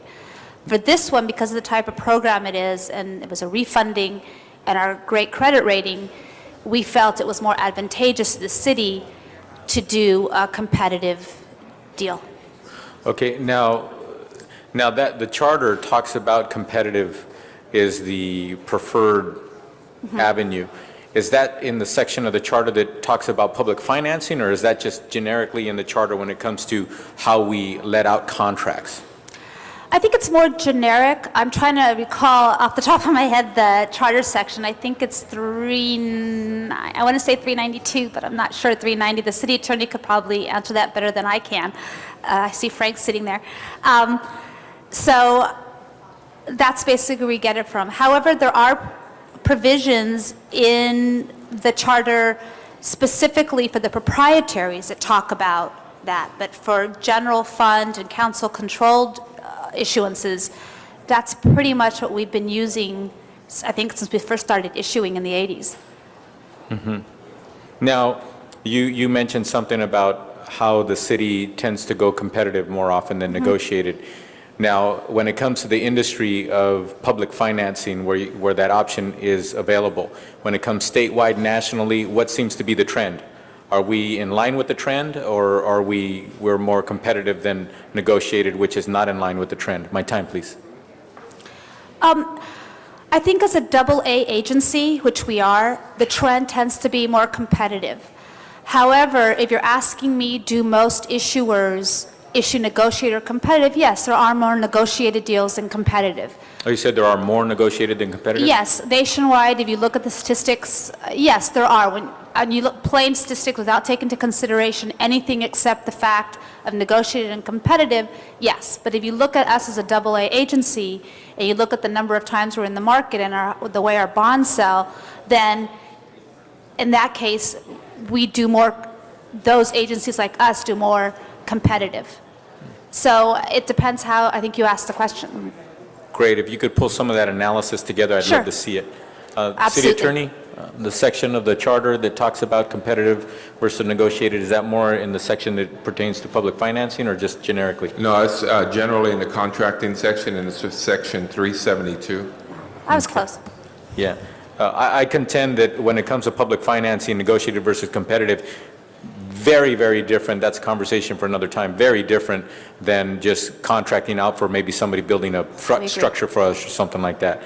But I appreciate this opportunity to speak on the record on this issue, and I'm in favor of the item before us. Thank you. I do want to recognize that Sidley, Austin, Brown and Wood, our bond counsel, was here for a few hours, but unfortunately they had to leave, so Okay, thank you. thank you. Thank you very much. Anybody else wishing to be heard on this? If not, let's open the roll, close the roll, and tabulate the vote. 11 ayes. That is approved. Thank you. Next item, please. Next item is item number 21, and that was called special by Councilmember Labange. Okay. Mr. Labange, we have the item. Why don't we hold that for just a second? Can you, Thank you very much, Mr. President. I speak here from the podium, Mr. Labange. in the interest here. Is any department staff here on this issue? The issue that I wanted to bring up to you, members, when we talk about the stormwater program, is the trash baskets, the thousands of trash baskets at bus stops throughout the city of Los Angeles that add to the challenge that we have here. And we do have a representative, so I'll go to my post.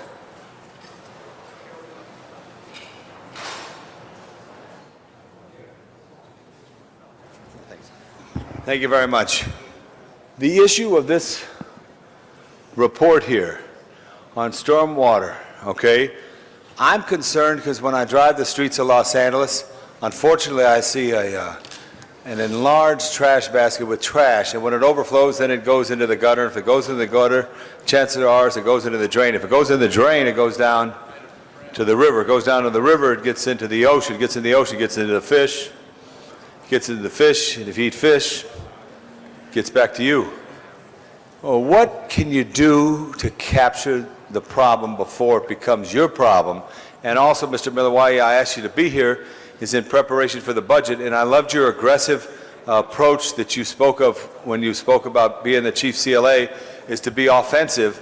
And one of the big things I want are clean streets and dump trash cans. And I'm not talking about the Bureau of Sanitation's weekly collection at home, recycling, green waste, and waste, but I'm talking about the city baskets.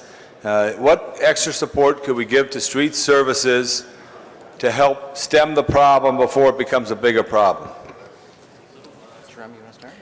Good morning, Shram Karagani, Bureau of Sanitation Councilmember. We are working with our sister agencies, Bureau of Street Services, to increase the number of trash cans that the city owns. As you know, throughout the city, there are different agencies in charge of trash cans on the streets, some by businesses and some by public. And as far as the resources will be provided to us, we would be glad to increase along the transit corridors more trash cans, and they have to be picked up, obviously. It's a matter of resources. A matter of resources, but also, a matter of commitment that we're going to do something about it. I started with the city in 1974 in that summer, and the Tom Bradley Summer Beautification Program as a youth college campus worker, and we dumped trash cans. We dumped them then, we got to dump them now. Mr. Miller, could you give us some help and guidance so we could try to give either street services or sanitation additional focus and help to abate this problem? Because it's almost insulting to think, why have a trash can unless we're going to dump it? Sure. Well, you're absolutely right, Mr. Labange. I mean, the fact of the matter is that I don't think there's any technology that's ever going to let us get to zero trash in the river. Right. There has to be source control, there has to be best management practices. The trash cans need to be emptied, the streets need to be swept. And it is a matter of resources. I think as we talked the last time, these are expenses that are not eligible for the bond issue Right. under state law. So it really is a matter of funding it through the budget. Now, there are a number of things that you can do in terms of focusing on problem areas. We've talked to street services, in fact, on what are the hotspot areas and doing an analysis of where the most trash is generated and to marshaling resources to the most problem areas and developing a plan of action. But it ultimately is going to come down to resources during the budget. But if you could focus that on me, because I think we all agree that it's important to have clean streets, and you have we're trying to encourage people to take public transit, but they come to a corner, and there's a billowing over of trash, and then it blows in the gutter and down the drain. Mr. President, thank you and for your allowing me to call this special, and thank our Representative of Sanitation, our Chief Legislative Analyst. Thank you very much, Mr. Labange. Anybody else wishing to be heard on this?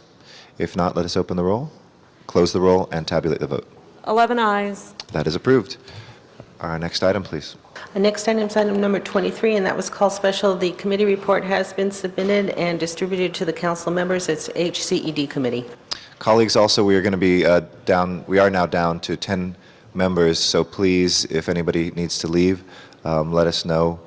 We do have one item Mr. Rosendahl needs to recuse himself on in closed session, so we'll have to consider whether or not we can get a 10th body for that vote, but that'll be coming up in a little bit. So, anybody wishing to be heard on item 23? Ms. Gruhl. I just had one question, Mr. President, that there's no temporary shelters for the homeless in the San Fernando Valley. Is there anyone here to respond to that? Do you have anybody here from, don't believe we have LASA here today. Is there anybody here from the Housing Department? Okay, well, you want to hold this on the table and we'll see if we can get somebody?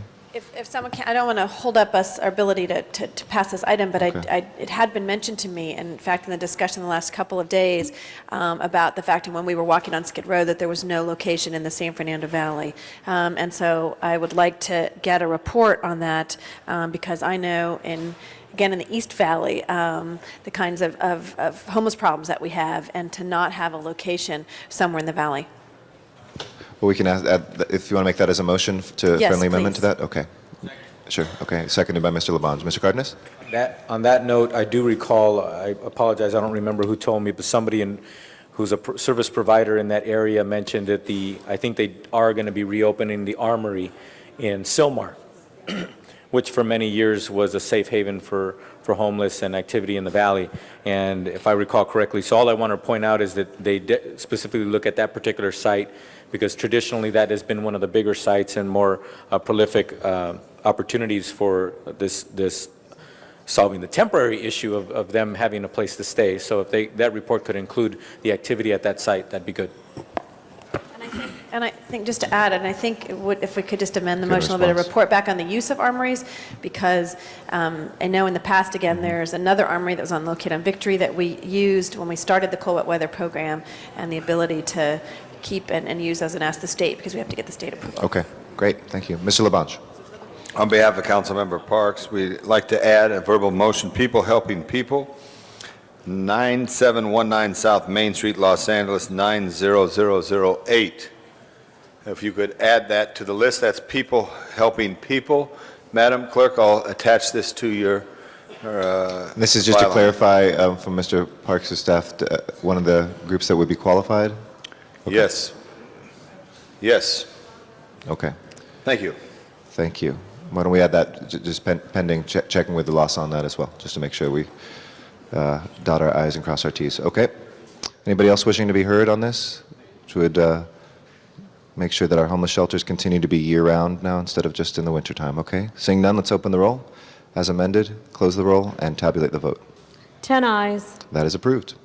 Next item, please.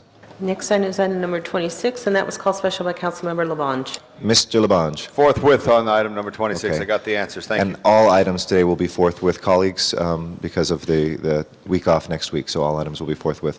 Ms. Gruhl.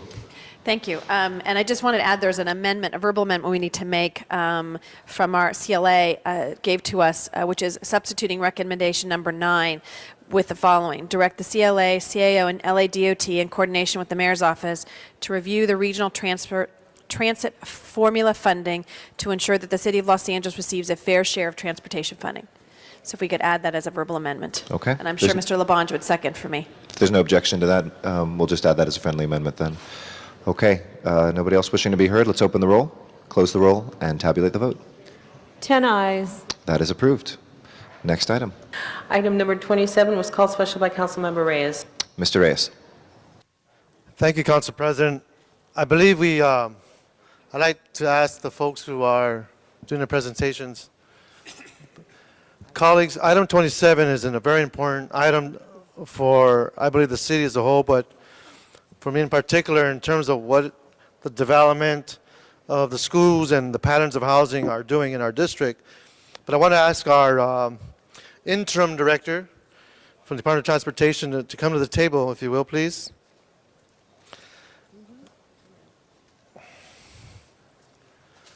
Colleagues, I ask for your indulgence here, but back in October, I believe it was 04, when I asked for this motion, I want to thank Ms. Banerjee for joining us and the staff. Pleasure to be here. We were going through a process. We were looking at how the schools were being built and where the kids were traversing. Pedestrian accidents are the second leading cause of fatal injuries among the 5 to 12-year-olds statewide, according to California Department of Health Services. In the city of LA, there were 74 deaths and more than 4,700 severe and visible injuries to children aged 15 and under from 94 to 2000. And a Los Angeles Times analysis of more than 2,500 pedestrian deaths from 1993 to 2001 in LA found that pedestrian fatalities are concentrated disproportionately in densely populated urban neighborhoods. These findings are especially alarming given the exceptionally high spatial correlation between the location of the pedestrian accidents identified. These findings are especially alarming given the exceptionally high spatial correlation between the location of pedestrian accidents identified in the Times map. And you can see it up on the slide there. And colleagues, on your desk, there's a map 1, and it gives you a sense of the distribution of fatalities. The LA Times study found that the 4 most dangerous areas for pedestrians are in Westlake, Echo Park, East Los Angeles, and Hollywood. With this in mind, I introduced the motion to update school maps so children can walk safely to and from school more than a year ago on October 13, 2004. These pedestrian route to school maps would identify traffic control measures such as crossing guards and traffic signals to create safe walking routes to school. These school maps would also increase our children's physical activity and reduce pedestrian accidents. These maps have not been updated since the mid-1970s. So our ability to engage our community groups, the school districts, the principals, all the folks, the PTAs, we wouldn't be able to give them the best route because they have not been updated since the 1970s. As a result, children's lives have been jeopardized. With the construction of new schools in some of the city's densest communities, creating school route maps has become an even more pressing issue. Colleagues, I asked Ms. Banerjee because, one, I have tremendous respect for her professionalism, her work with the city for all these years. But I was very disturbed and bothered by the reaction and response I was getting from the department. Back then, the chair, Councilmember Villaraigosa, was also helping me trying to get this information out. And I had a series of questions that I wanted to ask for the record, because right now I want to make sure this work will get done. And just in a very broad way, can you explain how these maps are used by the school district, and what are they for? Do you happen to have that insight? Well, yes, and I'm actually going to have Glenn O'Gore answer some of the questions, but I do want to make some comments, and maybe I should wait till the end or now? We can wait till the end. Maybe we can go through the questions. Let's go through the questions, but then I really would like to come back. There's some issues that I want to address relative to the subject. Okay. Okay, so just on that general question, can I get a response on that? We have not had, this is Glenn O'Gara with the Department of Transportation. We have been working with your staff, as you know, for the past year, and we have also been working with the school district to develop a memorandum of cooperation, which we signed back in June. And through that process, the Department of Transportation is committed to completing maps for schools, both that have older maps and that need to be updated within a 2-year period. Also, we have gotten commitment from the school district to give us staff to put our maps on GIS, and that'll be done. We'll have them for a year. Okay, and for me, this presentation is not grandstanding, and I'll take issue with the comment you made that you've been working with my staff. My staff has asked over and over again questions regarding statistics. We're told you don't have them. We asked you what's the progress of the maps.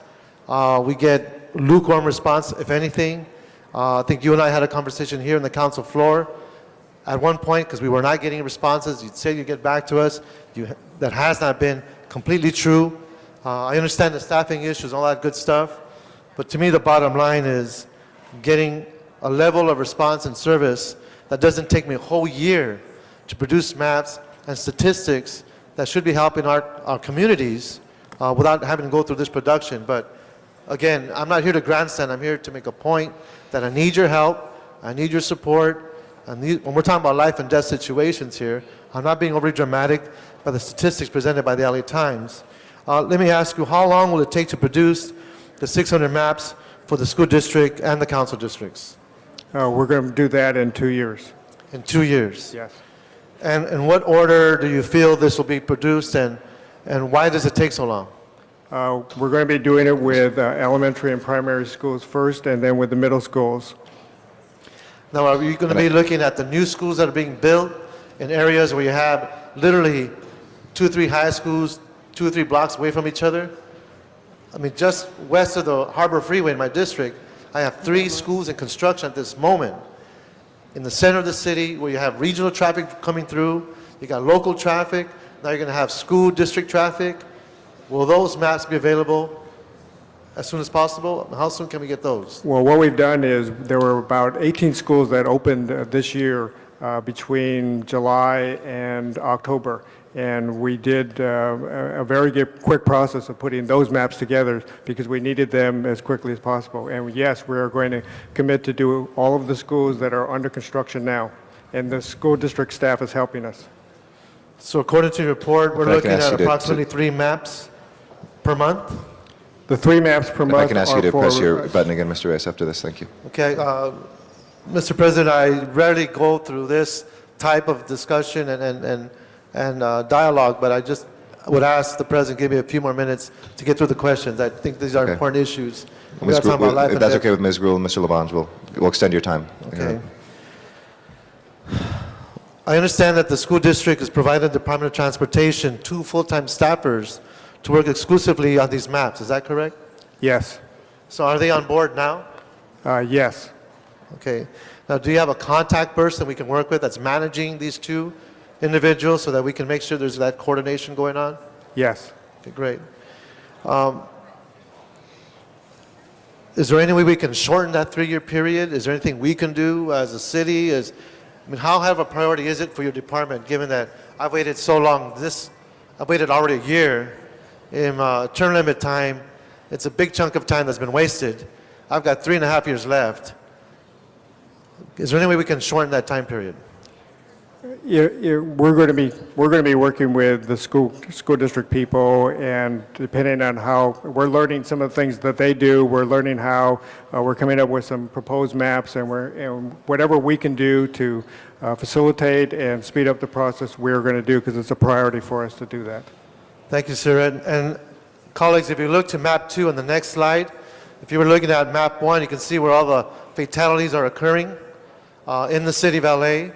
If you go to map 2, you'll see clusters, and this is on your desk as well, of all the new school construction areas.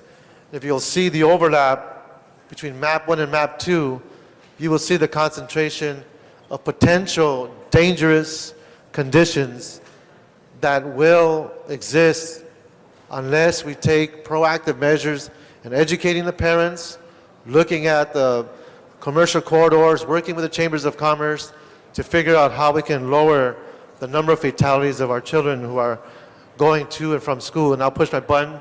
And thank you, Mr. President, for your indulgence. Thank you very much. No problem, Mr. Reyes. Ms. Gruhl, to be followed by Mr. Labange.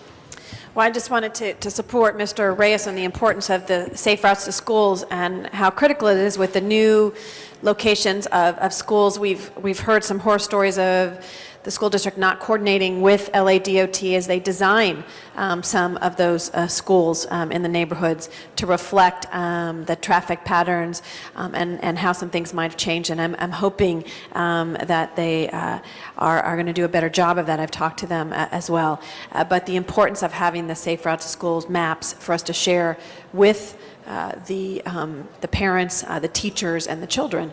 And it is critically important. And I think what I always say to a department, and I know this is how you feel, Ed, is to say, look, here's why I'm having the problem, help us resolve it. So if it is the school district hasn't given you the right information or whomever it is that you're dealing with, to let us know before it reaches a crisis situation. And so I think that's what you're saying today as well, and so just wanted to support you in that effort and know, as I talked to Frankie this morning, how important this is and understands that we're beating the drum on this one to make sure that it gets taken care of right away. So just want to stand up in support of you, Mr. Reyes. Thank you very much. Mr. Labange is next. Hi, Frankie. Good to see you. Glenn, how are you? Mr. Reyes, Ms. Gruhl. Ms. Gruhl, I'd like to ask that you have this in committee for a report quarterly to keep the pressure on.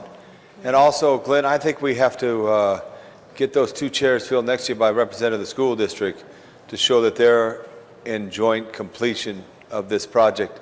Mr. Reyes, my wife, Bridget, organized the valet for our public school, Ivanhoe, and it is a different challenge. They wear vests. Sometimes they get to work it. I think the city attorney has a program about this. Do you know about that? I don't know about you. The police department had one where they had a valet program. Right, the city attorney has one. You know about that, Frank? You know, the city attorney has a lot of programs. But there needs to be a safe route to school because it's absolutely sad that someone leaves their home. And one of the good things is when people do walk to school, it has less congestion of the drop-off challenges. Sometimes people do, or they park away. I'd like to ask you, I see Mr. Okazaki in the back, maybe he's thought about this too, and maybe we ask our neighborhood councils to adopt an area to push this a little harder. We give them $50,000. Maybe they get help expedited. They've been champions with your department in the Slow Down campaign where you've put the neighborhood council name in there. Maybe you could get $5,000 at a request and look at a region. And I truly think you should look at density and older streets, but education, as you know, the 3 E's of traffic. You know what they are there, Glenn? Let me hear them again. Education, engineering, education, and enforcement. Well, engineering, right. You better do that right. Frankie won't keep you on the job. She'll send you over to the other department if you don't say engineering first. But it is real important to do that issue because it's so tragic when you look at these statistics, you know, that somebody left their home to experience hopefully a wonderful day at their school and a wonderful day in their neighborhood, and then was a fatality that occurred in that. So I'd like to ask Ms.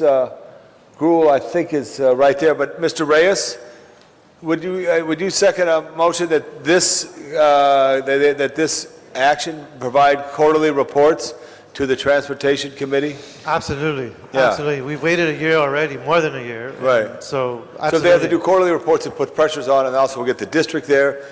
You know, sometimes, and I know it's just important to have that kind of relationship to do that. And I know Mr. Garcetti's been a champion, especially in the areas of densely populated Hollywood with our challenges of sidewalks, pedestrian crossings, and school crossing. Thank you. Thank you very much, Mr. Labange. Our next speaker is Mr. Rosenbaum, to be followed by Mr. Reyes. Once again, I just want to thank my colleague Ed Reyes for once again bringing something to us that is hugely significant. Why do we have to hear about this stuff in the LA Times? You know, we should be knowing what's really going down every day, all the time within our great city. And just to restate his opening comment, pedestrian accidents are the second leading cause of fatal injuries among 5 to 12-year-olds statewide. You know, if we get those maps out, many things can happen. Parents, PTAs, cross guards, the local Chamber of Commerce, the local community groups will all be part of the security for young people. The security for young people is not just the automobile that's going to hit them, which is obviously the second largest injury cause, but also the gang issues that come around young people as they're walking around. So it is a critical map. It is as critical a map as to find ourselves when we sometimes need a map to find ourselves as people. What Councilman Labange, always a guy of action, is again suggesting is how we can pull the various groups together. He's an action-oriented guy. So I just want to applaud Ed Reyes for bringing the leadership up, bringing it to our attention here, and obviously we expect you all to come up with these maps, and we can promulgate the maps to community, and we can bring down the fatality of accidents to our young people. Thank you, Mr. Rosendahl. Mr. Reyes. Thank you, Council President. I do know the mayor is behind this. He's strongly supportive. He was when he was the chair of that committee. So the benefits of this map, I can't emphasize anymore. Again, this is not my style. This is not about grandstanding. This is about kids' lives, and that's why I'm pushing so hard on this issue as late as we are in today's council meeting. But the fact is, on a personal level, as a person who survived on Daly and Broadway, getting run over as a first grader, and coming near death, and seeing what my family went through, and knowing what it costs at many different levels, I personalize this in a very serious way, because I strongly feel that we should be keeping statistics in the department of where these incidents are occurring. We should be looking at this issue in such a way where the planning department and the other CDD should be looking at how we improve these corridors, how we deal with the traffic issue, the sight lines, and all the physical elements that creates these types of environments where kids are getting run over. And three, as Councilman Rosendahl has suggested, the Safe Routes also talks about how kids can get to and from school without getting beat up by gangs or being robbed or being held at gunpoint for what little they have already on them. So to me, it's a quality of life issue, it's a life and death issue, and I just want to be emphatic about that. And I'm sorry we had to get to this point, but I just said enough was enough. We waited a whole year. The maps are still not here, and now we still have to wait 3 more years. Half of this horseshoe will be gone by the time we finish the 3-year period. And so how important will that be for the next generation of elected officials? I don't know. But what I do know is that we need to lower the figures. And if you look at the pockets where kids are dying, that has to change, given the advent of all the construction. So, Ms. Banerjee, I'd like to pass the microphone to you. Well, I'd just like to make a few comments here because I think this is a very, very critical program for the city, for the department. Early on, when we talked about the 1970s, the city was a leader in this when we did the maps. The city was one of the first cities in the state of California to even create this program. And so it is a long-standing importance to the department. The difference between now and then, and some of these areas, really, the old maps may actually be pretty much on target, but the real difference has changed over the many years is technology. None of these maps are GIS. None of them, and the way that they've been prepared, because we didn't have the technology, can be put on the internet. And that's what this whole effort is about, not only get the new maps out, and the ones that we did for the schools, the newly constructed schools, as Glenn mentioned, they were done by hand. Even they weren't GIS. So we have to be able to have the maps so they can be readily communicated, and that's part of reaching out to all these various groups so that they can use them.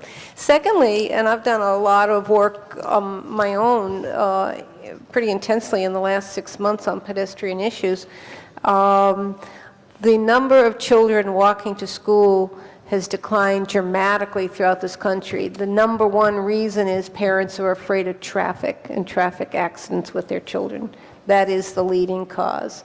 That is the problem. And we see it day in and out in the department because we have the crossing guards and the traffic officers of the problems and drop-off at schools and the unsafe situations that they create.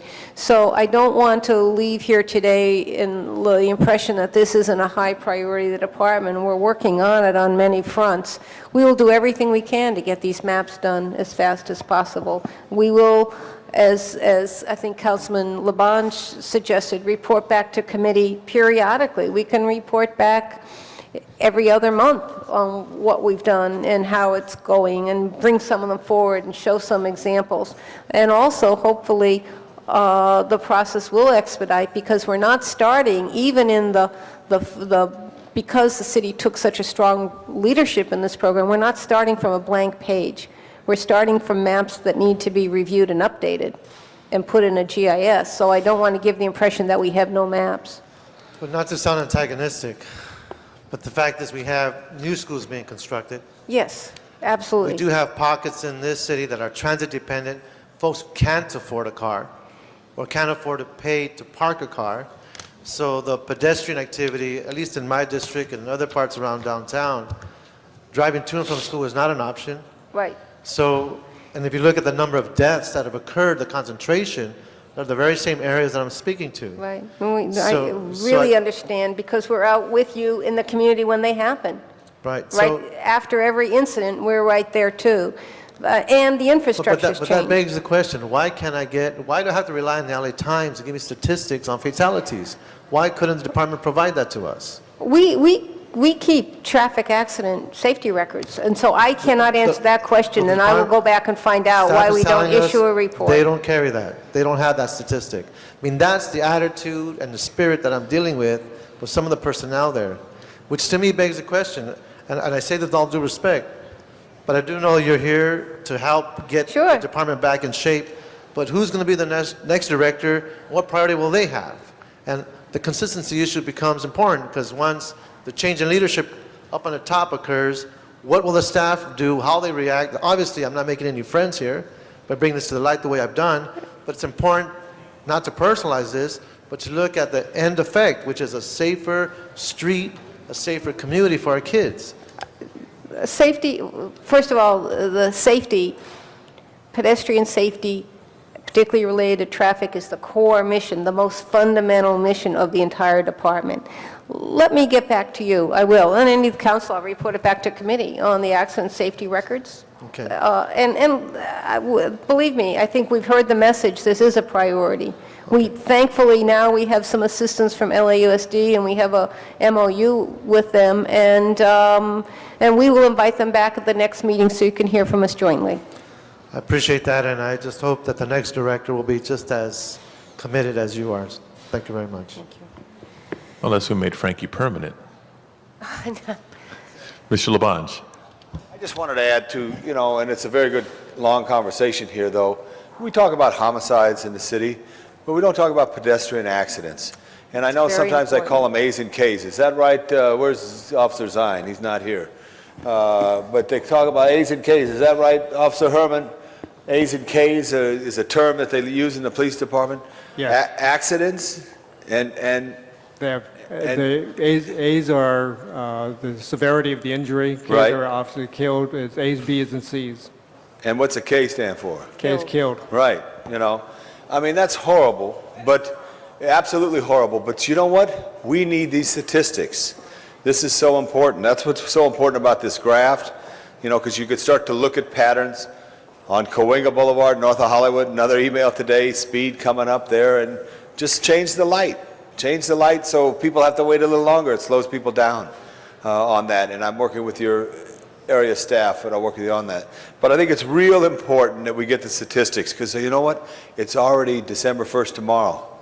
And another year has come and gone, and we need the information, the knowledge, and the power to make the right decisions. And I hope we elevate this. I know there was a Gloria Ohan, I think her name was, who was a Mount Washington resident who started a pedestrian support group, I believe you may have met her when you were previously here.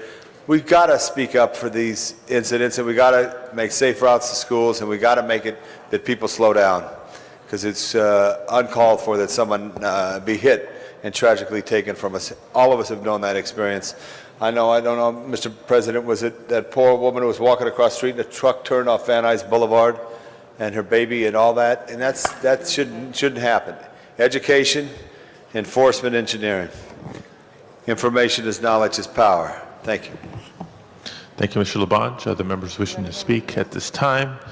Seeing none, let's open the roll on this item, close the roll, and tabulate the vote.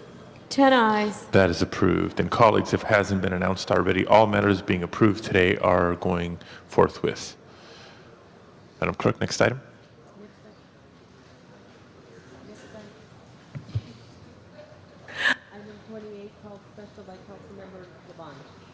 Item 28, call special by Mr. Labange.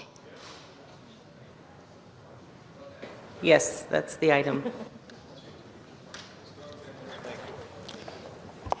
Again, I just mentioned on our discussion that December 1st is tomorrow. It was about a year ago that we started to receive the first inches of what turned to be 38 inches, the biggest storm in Los Angeles' most recent past. Much damage has been done on this. This report, and if the Madam CAO could give us that brief report, I know you're got two great representative bureaus on side of you, shows the challenges that we have in trying to get reimbursement from severe damage.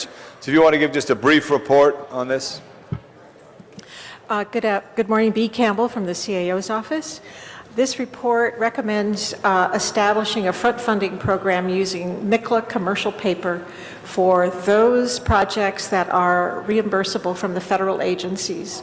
And by selling some of this commercial paper, we can provide front funding that will be then reimbursed from the federal government. From FEMA. And when do you expect that we would be reimbursed? Within 18 months to 24 Well, there are months? two federal agencies. There's FEMA and then there's the Federal Highway Administration. The Federal Highway Administration takes several years to be reimbursed, whereas the FEMA takes maybe 2 or 3 months if we get the it all right. paperwork start rolling in. And one question, I know, Mr. Weiss, we had this, it was your district, Laurel Canyon. Does Laurel Canyon qualify for this? At this point, Laurel Canyon is not an eligible project. We are pursuing that through appeals and other avenues. What could we do to help you on it? Please let us know. I know Mr. Weiss would join with me on that, on Laurel Canyon and the challenge that we have there. I believe they've had some inspectors come out and we're contacting other people, but it's, at this point, it's not, it's on private property, the main problem. Right. How much, do you know how much money we've spent out there on Laurel Canyon? Not counting DOT to cost? At this, well, I'm not sure about. I'm looking at street services cost only. Our costs were roughly about $10,000, just put up the K-rail and some Right. cleanup. So it's but the big cost was DOT for traffic direction. Yeah. And the overtime, then we closed that Laurel Canyon. Yeah, that. Is that eligible? I think that's part of the emergency opening, that may be some of the initial storm damage costs that we might have gotten Right. back, but I'm not, this is for the, more the permanent restoration Right. program. Oh, I know that. Yeah, street failures. Anyway, members, thank you very much, Ms. Campbell, for your work, and also the gentlemen who are with you. Just ask that we support this and go forthwith, super forthwith, to try to resolve this as soon as possible. Thank you. Thank you. Thank you. Thank And you. on that, Mr. President, I ask to have amendment to move to approve Budget and Finance Committee report and amendment to recommendation number 14 to include the Department of Public Works to report to Budget and Finance Committee and the Public Works Committee on a quarterly basis and regarding the status of the 2005 storm damage program. This will ask to keep a watch on it in 2006 so we could push it ahead. Thank you. Okay. If there's nothing further at this time, Madam Clerk, please open the roll, close the roll, and tabulate the vote. 10 ayes. That item is approved. Next item, please. Item number 47, called special inasmuch as there are cards from the public.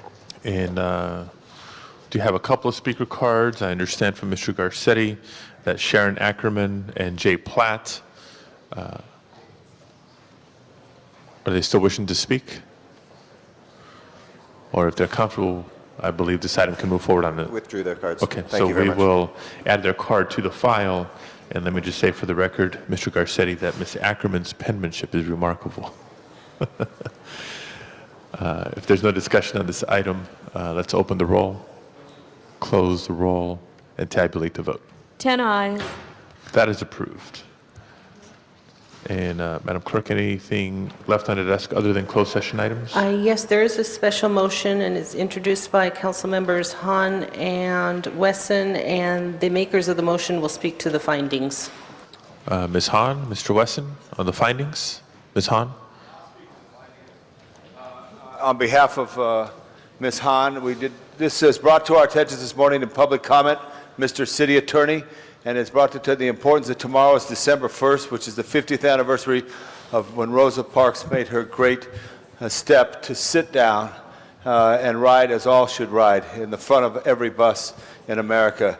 And with my colleague, I seconded with Mr. Parks, and I asked Ms. Hahn to carry on, but there is just found out about it right now, Mr. City Attorney. And tomorrow is what, Madam Clerk? December 1st.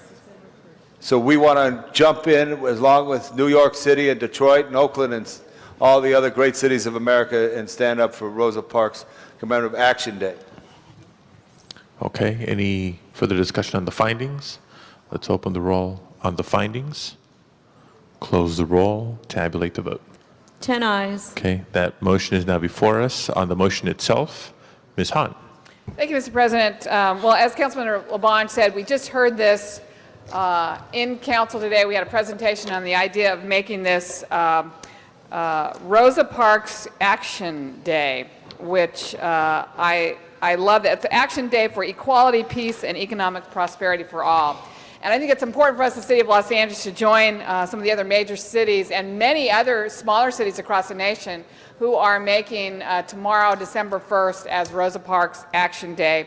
And again, I think it's important as this takes hold over the years that we're going to have an opportunity to really educate, particularly our young people, that this just isn't another holiday where we stay home. It's not another holiday that we use as an opportunity to not go to school or not go to work. But it's an action day. It's a Rosa Parks Action Day, and it's an opportunity on December 1st for every one of us to find one thing to do that helps with equality, helps with peace, helps with prosperity for all people. I think it's a great fitting tribute for a great woman who really changed the course of history for the entire world. Mr. Wesson. Yeah, Mr. President and members, for me this is not only an honor, it's a special treat that the first time that I speak on a resolution, it would be related to Rosa Parks. I had an opportunity to know her, not just take photographs with her, to know her, and proud of the fact that during her funeral that I was an honorary pallbearer at that event, and also invited to go to Washington tomorrow when President Bush takes his action to, I think, construct a statue. I also had the pleasure to name a stretch of the 10 freeway after her. So for me, this is a special moment. And I remember chatting with her when she said she couldn't make the freeway dedication, but she says, I've been honored all over the world, but I think this is the first freeway that has ever been named after me. So I think that this Rosa Parks Action Day is appropriate and fitting, and I'm glad we were able to raise the rules, waive the rules, so that we could, in fact, deem tomorrow Rosa Parks Action Day. Thank you. And how are those poppies, Mr. Wesson? The poppies on the freeway. Mr. Rosendahl. I certainly think this is a great moment. And to just remind my colleagues that action speaks louder than words. Tomorrow, December 1st, is also World AIDS Day. Tomorrow, we will take action through Rosa Parks on AIDS. Millions of people have died on the planet from this dreaded disease. And we need to take her energy and her action and work on getting treatments to people all over the planet. And in Mr. West, in the United States, as we know, women of color have been getting AIDS, and they've been getting it because of the whole fear of talking about body fluids and sex. And once again, Rosa Parks talks about action, and we need to take her energy tomorrow and concentrate on World AIDS Day as well. Mr. Labange. Those that are not here now, but who came in and made public comment. The public came to us this morning, made their comment. The gentleman had a great vest on and made some strong remarks that made great sense, and I'm glad we're able to act on this. And I thank the city attorney always, and Madam City Clerk. Thank you, Mr. President. God bless Rosa Parks. Mr. Labange, if you'd like, their speaker cards are part of the file with contact information, so you can communicate with them after our action here today. Thank and you. Let them know we Thank you. responded in kind.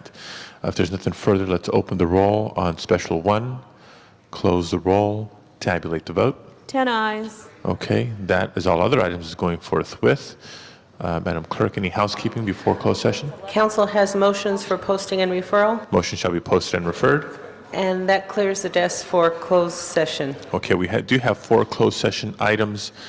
Colleagues, we're going to do a little juggling act here because of a required recusal and one of our members needing to attend a funeral and our need to maintain a quorum. So we're going to go into closed session for one item only. We're going to come back into open session to do a public session vote if appropriate, and then back into closed session for the balance of the items. If Mr. Rosendahl will recuse himself at this time so we can take up item 38 in closed session. We do have a couple of speaker cards in item 38. Is Mr. Alex Nogales and Inez Gonzalez here? This is public comment for item 38 before going into closed session. Thank you. Alex Nogales is not going to be able to make it. My name is Inez Gonzalez. I work for the National Hispanic Media Coalition, and we are part of the Angelinos for Equitable Access to Technology. We believe that Adelphia owes millions of dollars in fees that were withheld from the city throughout the years of the franchise, and we ask that you demand that they pay the full amount that is owed to the city. We are also asking that you consider using those funds as seed money for a technology fund, a trust fund for the city of LA. This will be one of your legacies to the city because it will promote technology access and innovation for the city, and it will address a serious issue of the digital divide. Finally, because NHMC works to promote Latinos in the media, we work very closely with Moctezuma Esparza, and we ask that you treat his issues fairly while you go into closed session and address his issues with Adelphia. Thank you. Thank you very much. This concludes public comment for item 38. In conformance with California law, the council will now adjourn into closed session. Sergeants, please clear the chambers.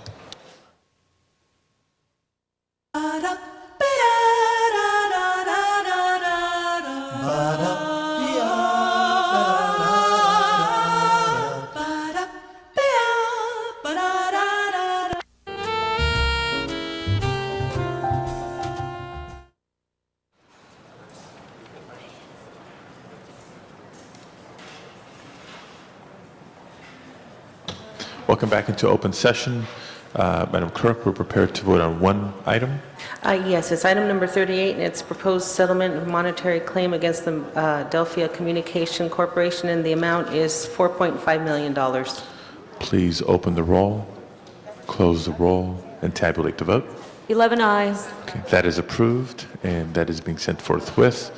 As previously announced, we're now going to go back into closed session for the balance of our closed session agenda. And now that item 38 has been dispensed with, we can welcome Mr. Rosendahl back into the chambers. Sergeants, please clear the chambers.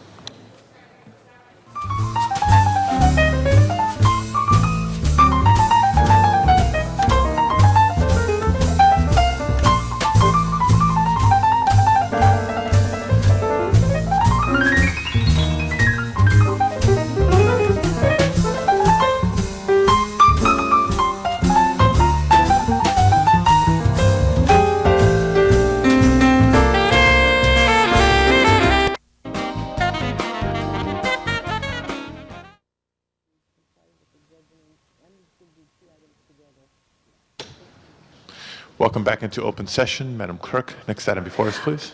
Council doesn't need to vote on these items, but just an announcement about special meetings 1 and 2. The action was to comply with the judgments and to remand these matters back to the city zoning administrator. Okay, duly noted. Next item. That clears it up, Mr. President. Okay, colleagues, that's the end of our agenda for today. Do we have any final announcements? Announcements. There's no announcements. Do we? Mr. Rosendahl. Just to make a second announcement about the one I made a couple of minutes ago when we talked about Rosa Park. Tomorrow is December 1st, and all over the world it's called World AIDS Day. Literally, between 15 and 20 million people on the planet have perished to this disease. The most dramatic, horrific demise was Sub-Saharan Africa, where the people were not getting access to drug therapies nor AIDS awareness programs. A huge genocide of the most grievous proportion, other than the incredible wars we've had like World War II. Just remember that there are millions of young people walking without parents and adults in Sub-Saharan Africa. It still continues to spread around the planet, where India and China are now also getting it. And I dare say in the United States, if you've read the latest statistics, not only women of color are getting it, but young gay men who have no longer felt the history of it, because life goes so fast in our country that we forget yesterday, and we're not even yet beyond the grieving. At least some of us are still grieving. I lost my first partner, Christopher Lee Blauman, January of 1995 to the AIDS epidemic. So as we get ready for World AIDS Day tomorrow, we must urge our government to continue AIDS awareness in this country. We need to get the drugs distributed all over the planet to help people so that they can continue to live. And we should honor the dead that have passed through our world due to this tremendous tragedy. Tomorrow is World AIDS Day. Other announcements? Do we have adjourning motions today? Please rise for adjourning motions.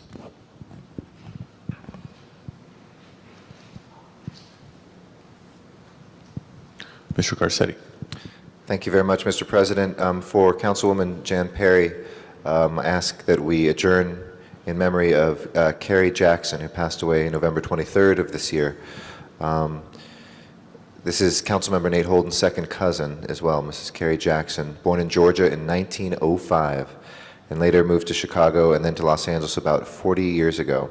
She was an amazing woman who devoted life to her children and grandchildren, with a wonderful sense of humor and love that will never be forgotten. And we join the family in mourning her loss. Mrs. Jackson is survived by a host of grandchildren and great-grandchildren. Her funeral service will be on Thursday at Inglewood Mortuary at 1206 Sentinella Avenue in Inglewood. That she lived to be 100 years is indeed an inspiration. May she rest in peace. All members. Ms. Gruhl.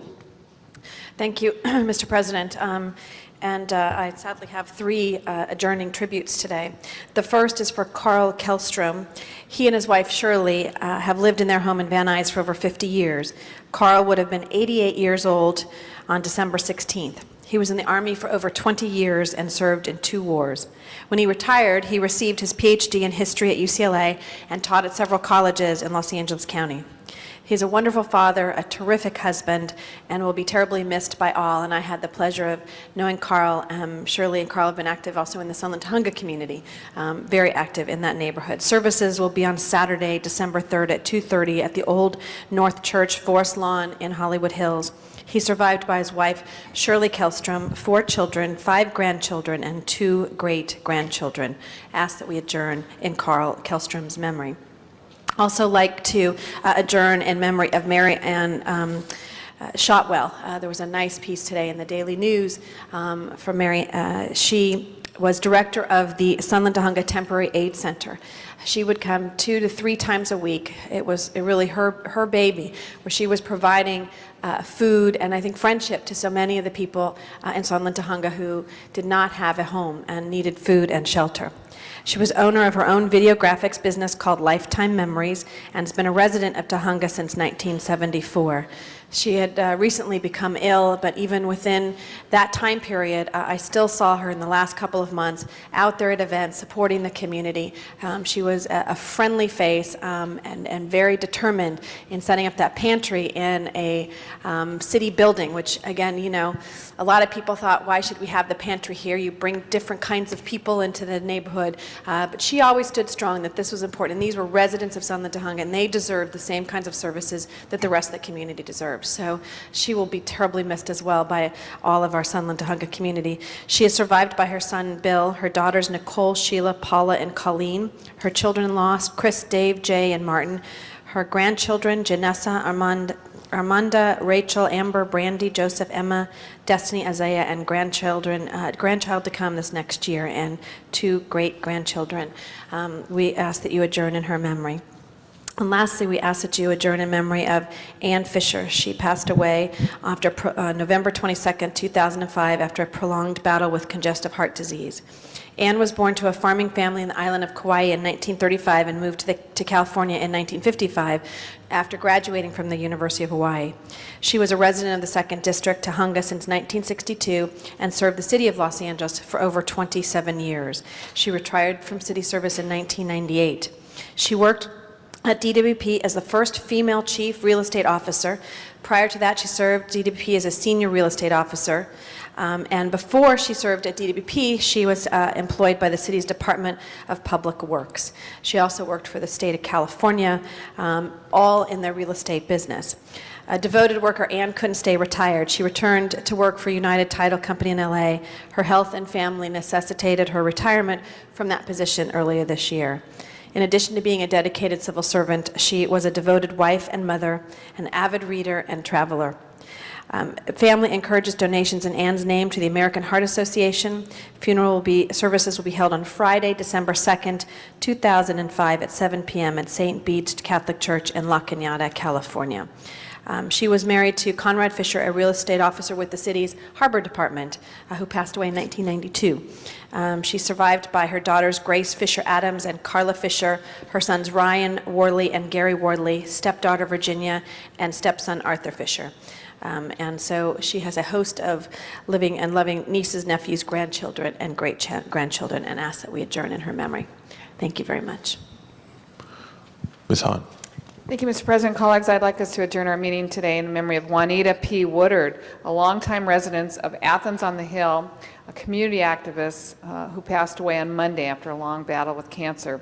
Juanita was an RN for 32 years and finished her career at Queen of Angels Hollywood Presbyterian Hospital. She was active in a number of community organizations, including Athens on the Hill Community Association, the 125th Street Block Club, St. Francis Cabrini Catholic Church, and she was co-founder with her husband of the Woodard Family Foundation, which gives away toys each Christmas to needy children. She's survived by her high school sweetheart and husband, Lee Woodard, and their 3 children, Carla, Lee, and Todd Woodard. The rosary will be held tomorrow at 7 p.m. and the funeral on Friday at 11. Both of those will be at St. Francis Cabrini Catholic Church. Other tributes? Thank you. Madam Clerk, please call the roll.